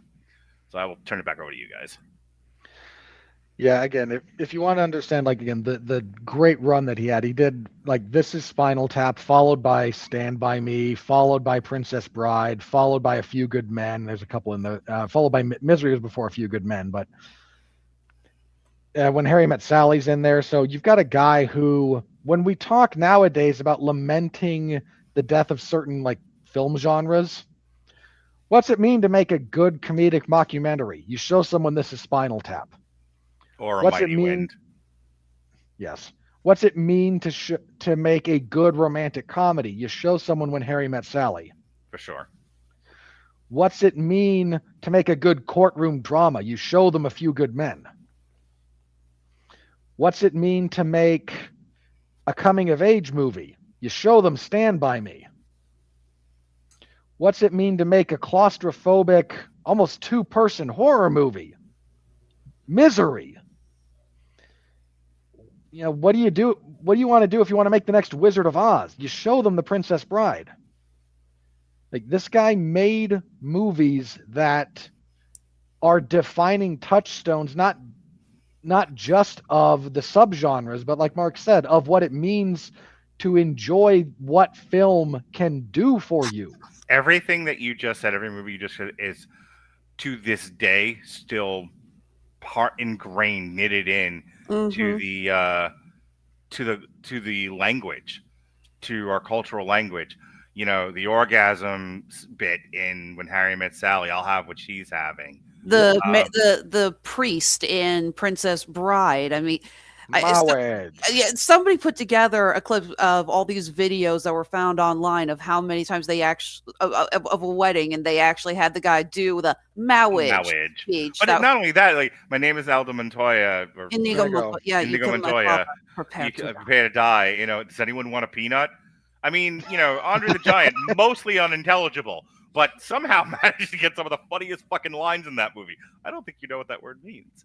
Well, no, that's the other guy, but still, you know, there's so I'm gonna kill you tomorrow. Okay, there's so many quotable lines in The Princess Bride. You want the truth? You can't handle. Yeah, the truth. I was just about getting to A Few Good Men.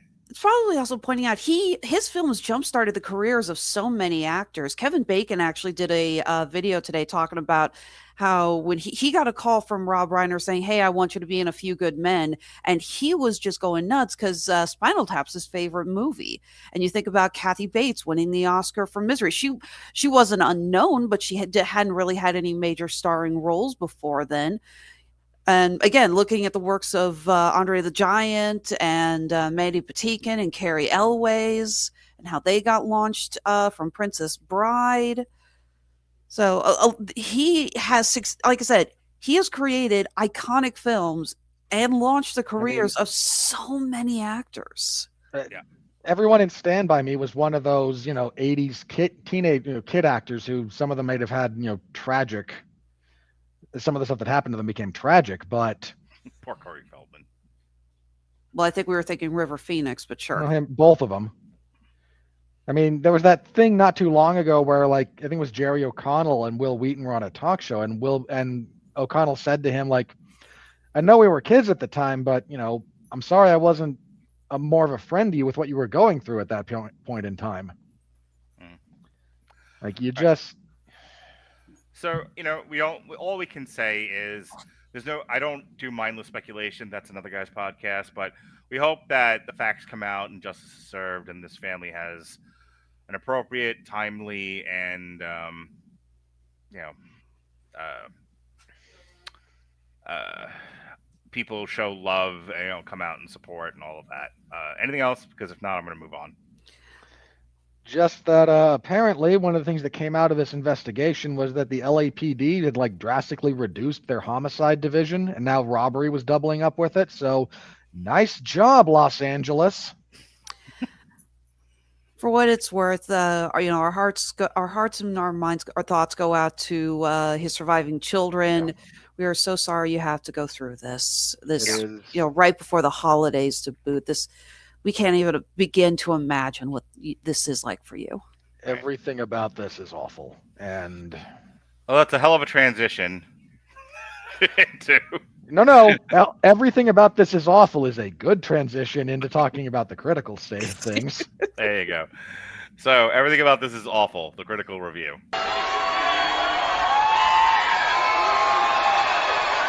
Are you ready? No! I said, are you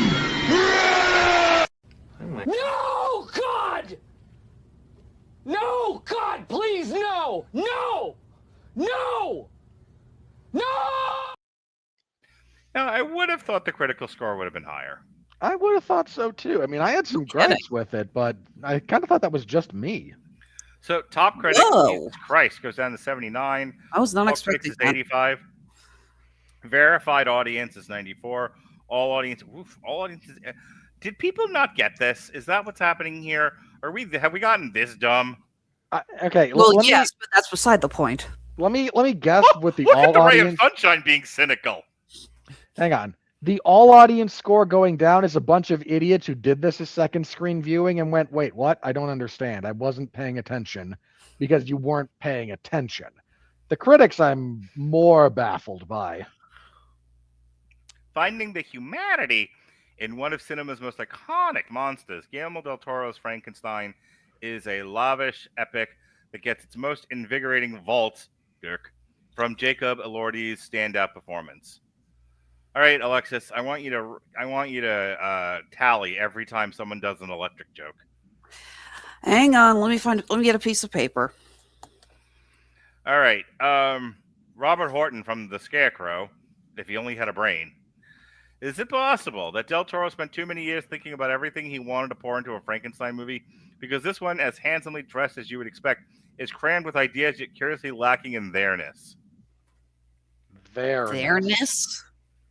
I read that right. I'm You literate. did. No, I'm baffled that a professional decided that was the appropriate word for this. Like, my man, the dictionary is online. You can, if you want to know an appropriate use of like large language models, get them to help you find appropriate synonyms for things you're trying to express. They actually are pretty good at it.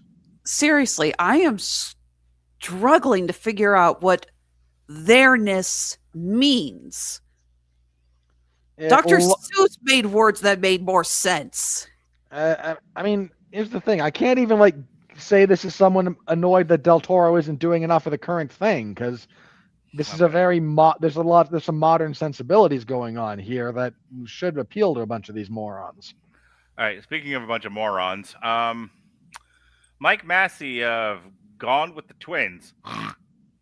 Unless he's in Minneapolis, that's a really stupid title. I would accept it. Or he saw this with Schwarzenegger and DeVito. This may be my singing was described as Arnold Schwarzenegger-esque not too long ago, and I thought of him on the airplane. What were you doing, karaoke or some shit? Let's not talk about why I don't sing in public, Mark. There's a civic ordinance, okay? Propriety, sir. This may be a fresh adaptation with all of that flair and that auteur Guillermo del Toro brings to his productions, but there's little mystery or wonder to the proceedings. Guys, this is an old story. What mystery are you looking for here?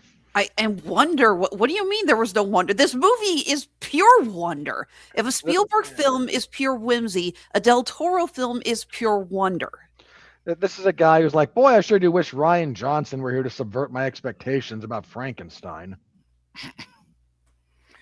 Yes.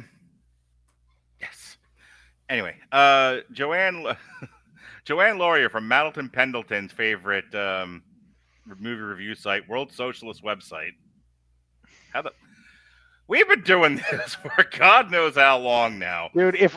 If we had here's what you need to do, Mark. I'm not even joking about this. Yeah. When you do your AI, throw everything we say into a thing that gives you a transcript, then you throw that into a thing and like conglomerate it together into like a five paragraph thing. Put that on the website. Put the written thing on the website. We will get on there, and we are better than these people. Fair enough. A visually imaginative work to some extent, with a number of urgent, disturbing sequences and an overall gravitas, but in its conceptions, in the end, fail to rise above the relatively pedestrian and predictable. You are just throwing words out there. You are not actually thinking about what you're saying. It's very, very obvious. It's always fascinating when we get a negative review and it's like, okay, I can understand why you were disappointed. It's like, I disagree with you, but I can see what you're talking about. And then you get reviews like that and it's like, I cannot fathom what you were expecting. I guarantee, look, here's the thing. Everyone wants some version of like Pan's Labyrinth and The Hobbit out of Guillermo del Toro. Or fucking, even better, Paradise. Pacific Rim. Honestly, I don't think they thought about what this was. They just saw Guillermo del Toro and thought, oh, he's the Hobbit guy, or would have been the Hobbit guy. He's Pacific Rim. He's Pan's Labyrinth. That's what I want. This is going to be the Frankenstein thrill ride, and it's not, because it's fucking Frankenstein. Because no one actually watched Grinding Nemo. I mean, The Shape of Water. Which is, hey, I love The Shape of Water. I'll bet you do, the hot pants. I liked The Shape of Water the first time I saw it. When I rewatched it, it dropped considerably in my estimation. But that's another story.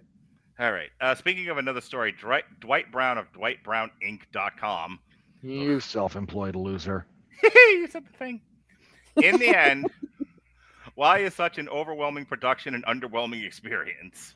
Because you are just sad that there wasn't a sky laser and a faceless army of drones to fight. You wanted this ending to have a Marvel moment. You didn't get it, and you threw a hissy fit. Go piss up a rope, as the expression goes. Like I said, it's Guillermo del Toro doing Frankenstein. What were you expecting? Felipe Freitas of Always Good Movies.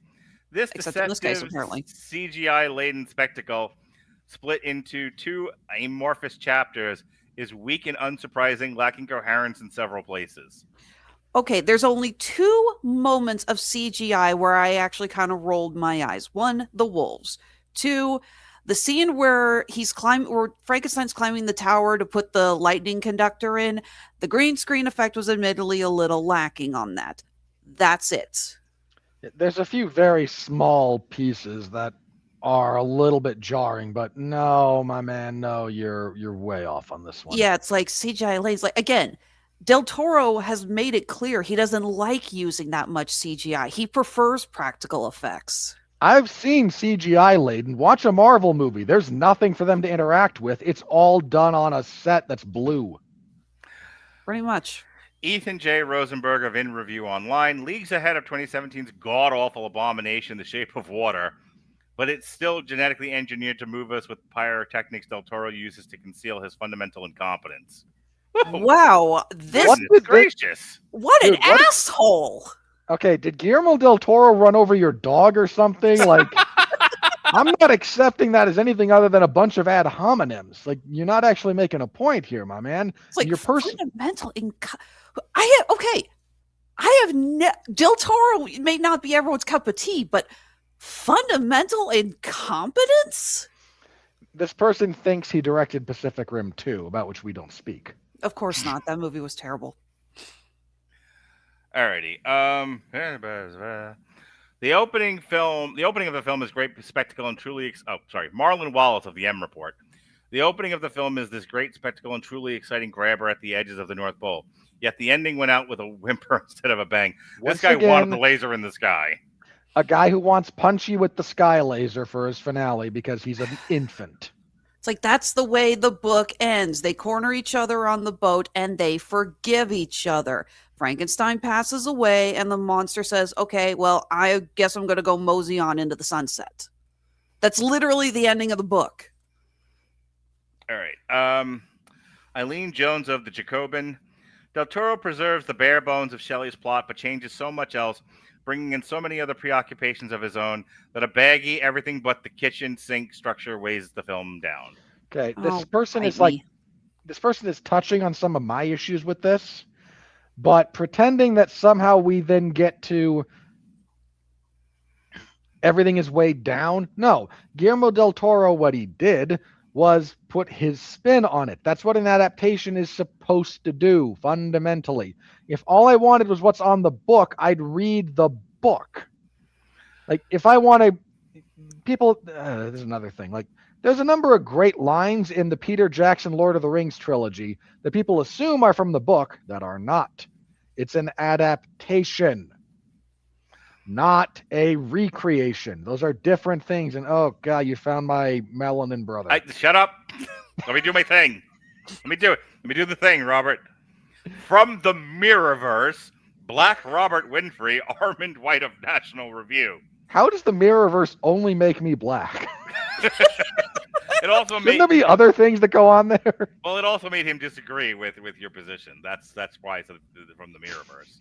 Okay. Del Toro's movie begins with a premise that intended to fascinate, but it's merely a banal excuse for his usual generic specialty: macabre pseudoscience and outlandish violence. Okay, my Outlandish man.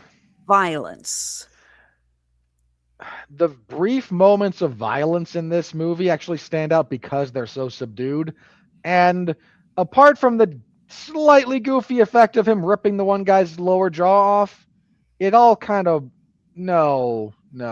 Look, I understand that this is very obviously and very noticeably a Guillermo del Toro movie. I don't consider that to be an inherent negative. I don't know why you're asking this guy to reinvent himself every other movie. He's not going to, nor should he at this point. I was gonna say, it's like his usual generic speciality, macabre suicide. Yeah, that's his wheelhouse. That's what he specializes in, and he really does well with it.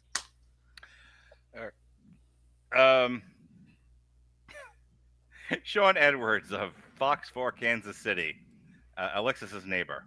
Go talk to this guy, Alexis. Tell him what's what. By talk, we mean pelt with fish. It felt like empty. Bricks. It felt like empty calories. My Dirty. man, I have done nothing but watch crappy Marvel movies and crappy Disney movies for most of this year. Shut up. No kidding. Brad East of Christianity Today. Not enough Christ. I mean, Del Toro is an inspired director, and Shelley's novel is classic, but this adaptation is a mess. It has its moments and its virtues, but I don't think we know what we're doing anymore. I honestly, We're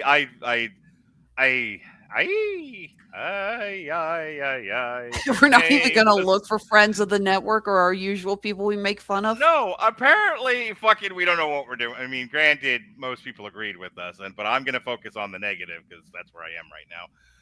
Apparently, we don't know what we're fucking doing here.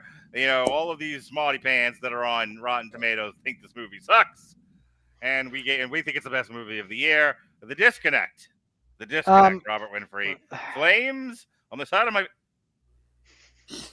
Look, let me throw one Deep other inside thing is out a there. young Madeline Kahn in all of us. Well, naturally. No. I do not have a young Madeline Kahn lurking somewhere inside of me, physically or psychologically. You do. Get in touch with your inner Madeline Kahn. Come Mark, on. I know He's what is.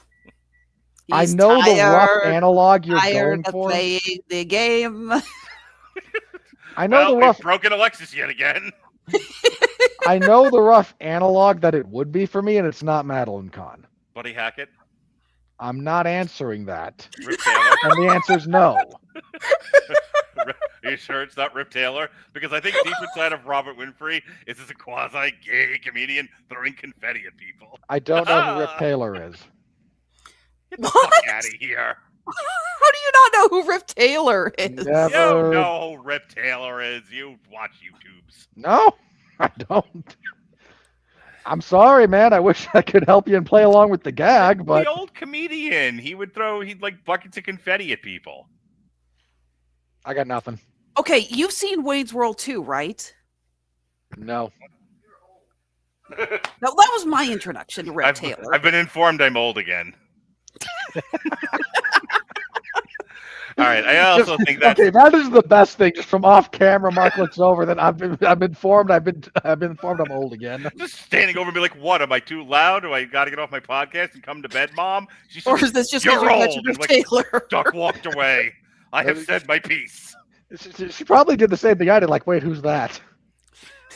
Seriously, which kid said that to you? It's my fucking girlfriend, psychopath. Yeah, All right. I could Well, have told you that one. I didn't even hear it, but I knew who was going to say that to him out of the Okay. people relevant, out of the relevant possibilities. Well, this boomer has to go to bed apparently, so you kids Take your with your cod long liver hair- oil to stay regular. While you're at it.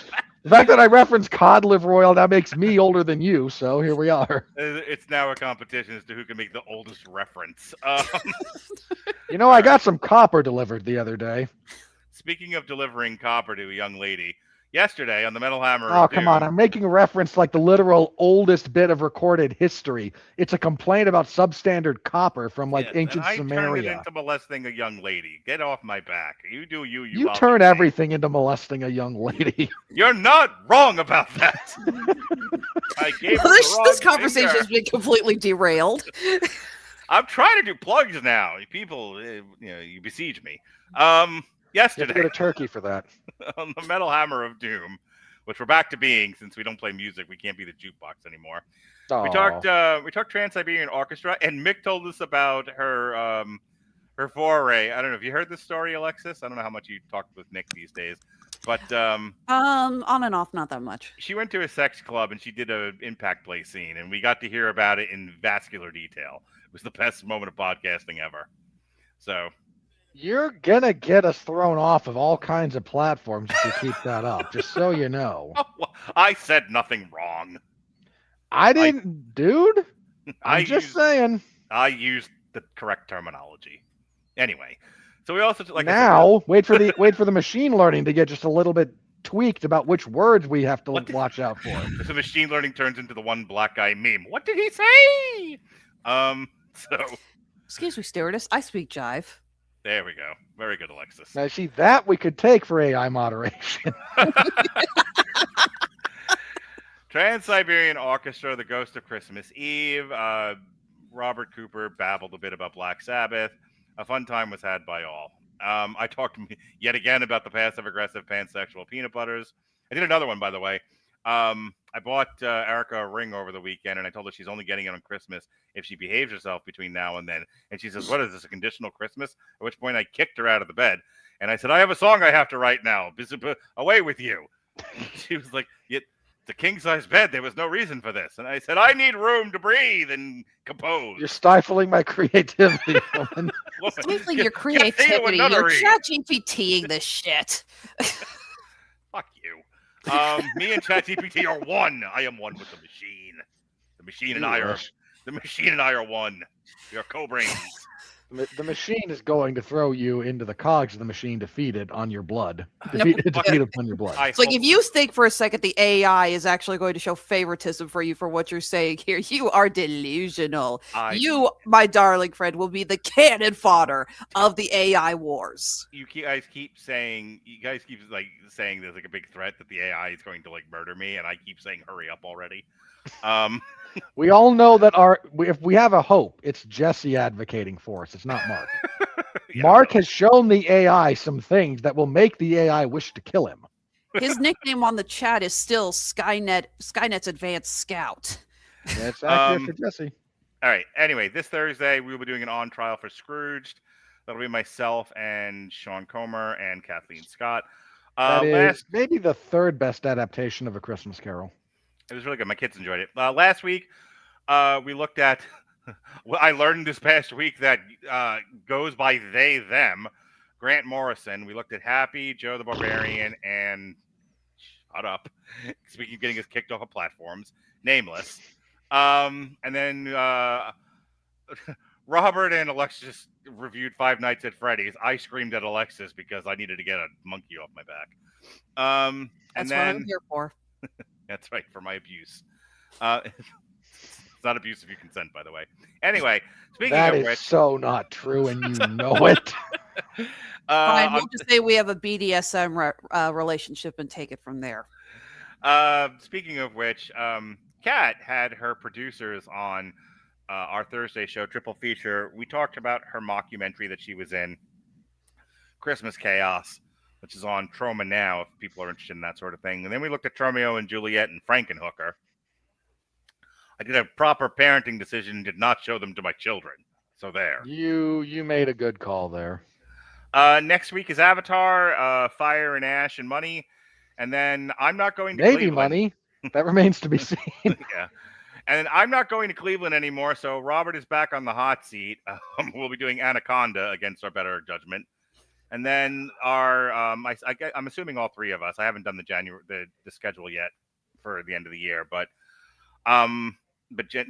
Alexis generally does not miss the end of the year shenanigans. So Thursday, January 1st, will be an extra helping of Damn You Hollywood. We'll be doing the year in review 2025 and what a year it was. And then we will do something very exciting. We do this, it's our yearly tradition now. What was once a behind the scenes thing will now be on camera. We will make the schedule for 2026. Bum, bum, bum, bum. Yes. We will look at the horror that is going to be cinema in 2026. You know, I have glimpsed that I've peeked a little bit, done a little scrolling, a little advanced recon, and it's just fire and ash and orcs and an eye, a flaming eye in the background. and I have forgotten the taste of strawberries and what it feels like to have sun upon my skin. Hey Alexis, would you like to do your plugs now? Sure. Okay, because yeah, I do enjoy the fact that your soul has utterly broken because of the two of us. That pleases me deeply. I don't know, not much makes me happy these days, but that does. Watching someone else crumble under the weight of reality. The only thing bringing Mark joy, that and his daughter singing. still the little ray of sunshine. I'm still the sunflower that absorbs all of Robert's radiation from his little personal Chernobyls every time we watch something he hates. It's been him this week, which is going to me. I was going to say, the last 2 weeks it's been me. Last week, fuck this movie and everyone with skin. And I'm feeling that, by the way. That's such a good line. this is actually my last show with you guys until that show on the 1st, since I have wrapped up so many TV party tonights that I think I deserve a break. I'm currently working on the schedule for January. We've got a handful of shows that are ending soon that we want to take a look at. We've got It, Welcome to Derry. I know Jesse wants in on that. Ben actually wants to come in on that. So That'll be a good show then. we're going to be doing that. My son might want to come on to show you how to do a podcast. He's been legitimately he's been watching and enjoying Welcome to Derry. Yeah, no, he's done some amazing artwork on his sketch. What is it? Sketchbook Saturday is what I'm he talking about calls it. Jonas. Oh, Jonas! I thought I was talking about Ben. So Yeah, I was talking about Jonas. That's what's important here. all right. And speaking of Jonas, we've got the second season of Avatar that's going to be coming out before too long. I want him back on that. He provided some really good insight because he's such a huge fan of the animated series. So I really want him on to talk about this adaptation, how they're doing Toph. And now he's like 2 years older and much more like me. You're Well, welcome. God help me. You're gonna be in for it. Oh yeah. I'm well aware. Percy That boy went to bed with Mark and I debating movies, leaching into his subconscious for years. The formative years of his young brain were me and Mark and movies and the things that came out of those conversations, all commingling together in his poor, abused cerebellum. I was gonna say, at what point do you hear enough of that to call Child Protective Services? I am a good father. More importantly, Mark works for CPS. He can bury the paperwork. Right. Percy Jackson season 2 just started. We're going to be reviewing that. Sean Comer actually wants to come on to discuss that with me. I don't think he and I have done a show together since I got to step in on the X trilogy. That is correct. For a triple feature. So you're both well behaved. You both get rings for Christmas. Oh, thank you very much. Well, no, he's a big fan of the Percy Jackson series, so look forward. He also wants in, I don't know when it's going to end, but The Amazing Digital Circus has 2 more episodes, and as soon as it wraps up, we will be definitely getting that on the schedule because that has so much to talk about. That's such an amazing show. So we got that. Mick and David still want to do Wednesday, but I think we're going to have to do a combo Wednesday season 1 and 2 since we never got to do a season 1 show. And I need time to go rewatch all of those. So it's like I might as well enjoy my little quiet time for Christmas because after the New Year's, it's back to binging a fuck ton of TV for you, Mark. You volunteer. Yeah, I know I volunteer. And in the meantime, let's go ahead and use the scapegoat for my emotional distress. Oh, God damn, the screen got to stop that. Sorry, my screen decided it hated me. Honeysuckle Rose Creations, where fashion meets fandom at the intersection of geek and chic, and we are so freaking busy for this holiday season. A reminder, today is the day we're recording this is December 15th. We ship everything with the United States Post Office, and they have sent out a bulletin. The absolute last guaranteed day to ship something and receive it by Christmas is December 17th. That is in 2 days' time. So if you really want to get something in time for Christmas, it's like maybe it'll get to you a little bit faster, but we can't guarantee it. So go ahead and get your orders in here, people. We got to, you can't just yell at your local postal worker if you don't get something in time for Christmas when somebody didn't or decided, hey, you know what? It's like the day before Christmas. I could do my shopping now. Every year I get someone who orders on literally the day before Christmas, can I get advanced shipping on this? And I'm just like, you're an idiot. All right. In the meantime, yes, everything is fully stocked on the store, including the Clue jewelry and the Hasman Hotel jewelry, which have been selling so fast. I am having the hardest time keeping them in stock. You can actually see right here, 11 people have the Vox earrings in their card. 13 people have the Clue bracelet with pearls in their card. 18 people have the Gravity Falls third journal earrings in their carts. So these are very high in demand, folks. Like I said, we'll try to get everything out to you before Christmas. Like I said, we're shipping as fast as we can. So go ahead and come on, take a look. This is our Etsy store. We're also on Handmade at Amazon. And because I have decided that I deserve to suffer after the holidays, I will be opening that third shop on Shopify. Woo! Also because I'm about to need a lot more income coming in 2026, but that's neither here nor there. And as always, you can follow us on Facebook, Instagram, TikTok, and Blue Sky. Screw you, Twitter. It's Honeysuckle Rose Creations, where fashion meets fandom at the intersection of geek and chic. Hit it, Robert. I don't think I have it to hit, but okay. I cover mixed martial arts and professional wrestling over at 411mania.com. WWE SmackDown on Fridays because they don't take days off. It's every week with those maniacs. UFC events on Saturdays. The UFC just had their last event for the calendar year of 2025 this last Saturday. UFC on ESPN 73. Pretty decent show. My full report is in the MMA zone of 411mania.com. Lamentably, there are no video highlights on that particular article because none of the official social media accounts posted anything related to this that I could use. And rather than open up my publisher to a world of hurt for unlicensed content from other people who just clip it and put it on Twitter or what have you, I have to use official sources. And if they don't do anything, then I can't do anything either. So my apologies, but that's how that Hey, you're is. gonna babble for a little bit. I have time to pee, right? No, I'll be done in a sec. Oh, god damn it! Sorry. You're doing this to me on purpose. No, I am old. My bladder cannot hold this for that long. Get you on. need a prostate exam. We get it. You want to come give it to me? You don't want me to do that.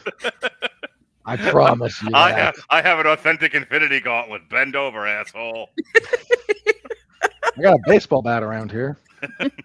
Which one of you has the Nintendo Power Glove? It's a different kind of power that time, I'll tell you. You made me think of the wizard. Anyway, so you can find my full report for that over there. That's also the last UFC card on ESPN. Starting in the new year, they will be over on Paramount, so mostly on Paramount Plus. Their first event next year is January 24th, so I have several weeks where I do not have my Saturday spoken for. No, you cannot ask me to do anything. I know you thought about it. Yeah, so there's that for this week. I think that's pretty much all I've got. The 411 Ground and Pound MMA podcast will be back, I believe, either the 11th or the 18th of January. Sort of depends on if anything crazy happens. The 18th will be the preview for the UFC 324. Yeah, it's 324, which is their first event of the new year. And if there's a big enough news item, I will do my year in review and talk about that news the week before that, but that's pursuant to major news breaking. So that's where we are with that. And yeah, next week, Avatar, the quest for more money. And how much of it can James Cameron burn? The answer is all of it. He would burn all of it. He's insane. All right. Let's just Gotta respect pray to it. God that he stops making Avatar movies after this. One can hope. Alrighty, folks. For Dan Aykroyd and Gilda Radner, I'm Madeline Kahn. Be well, be safe, and behave.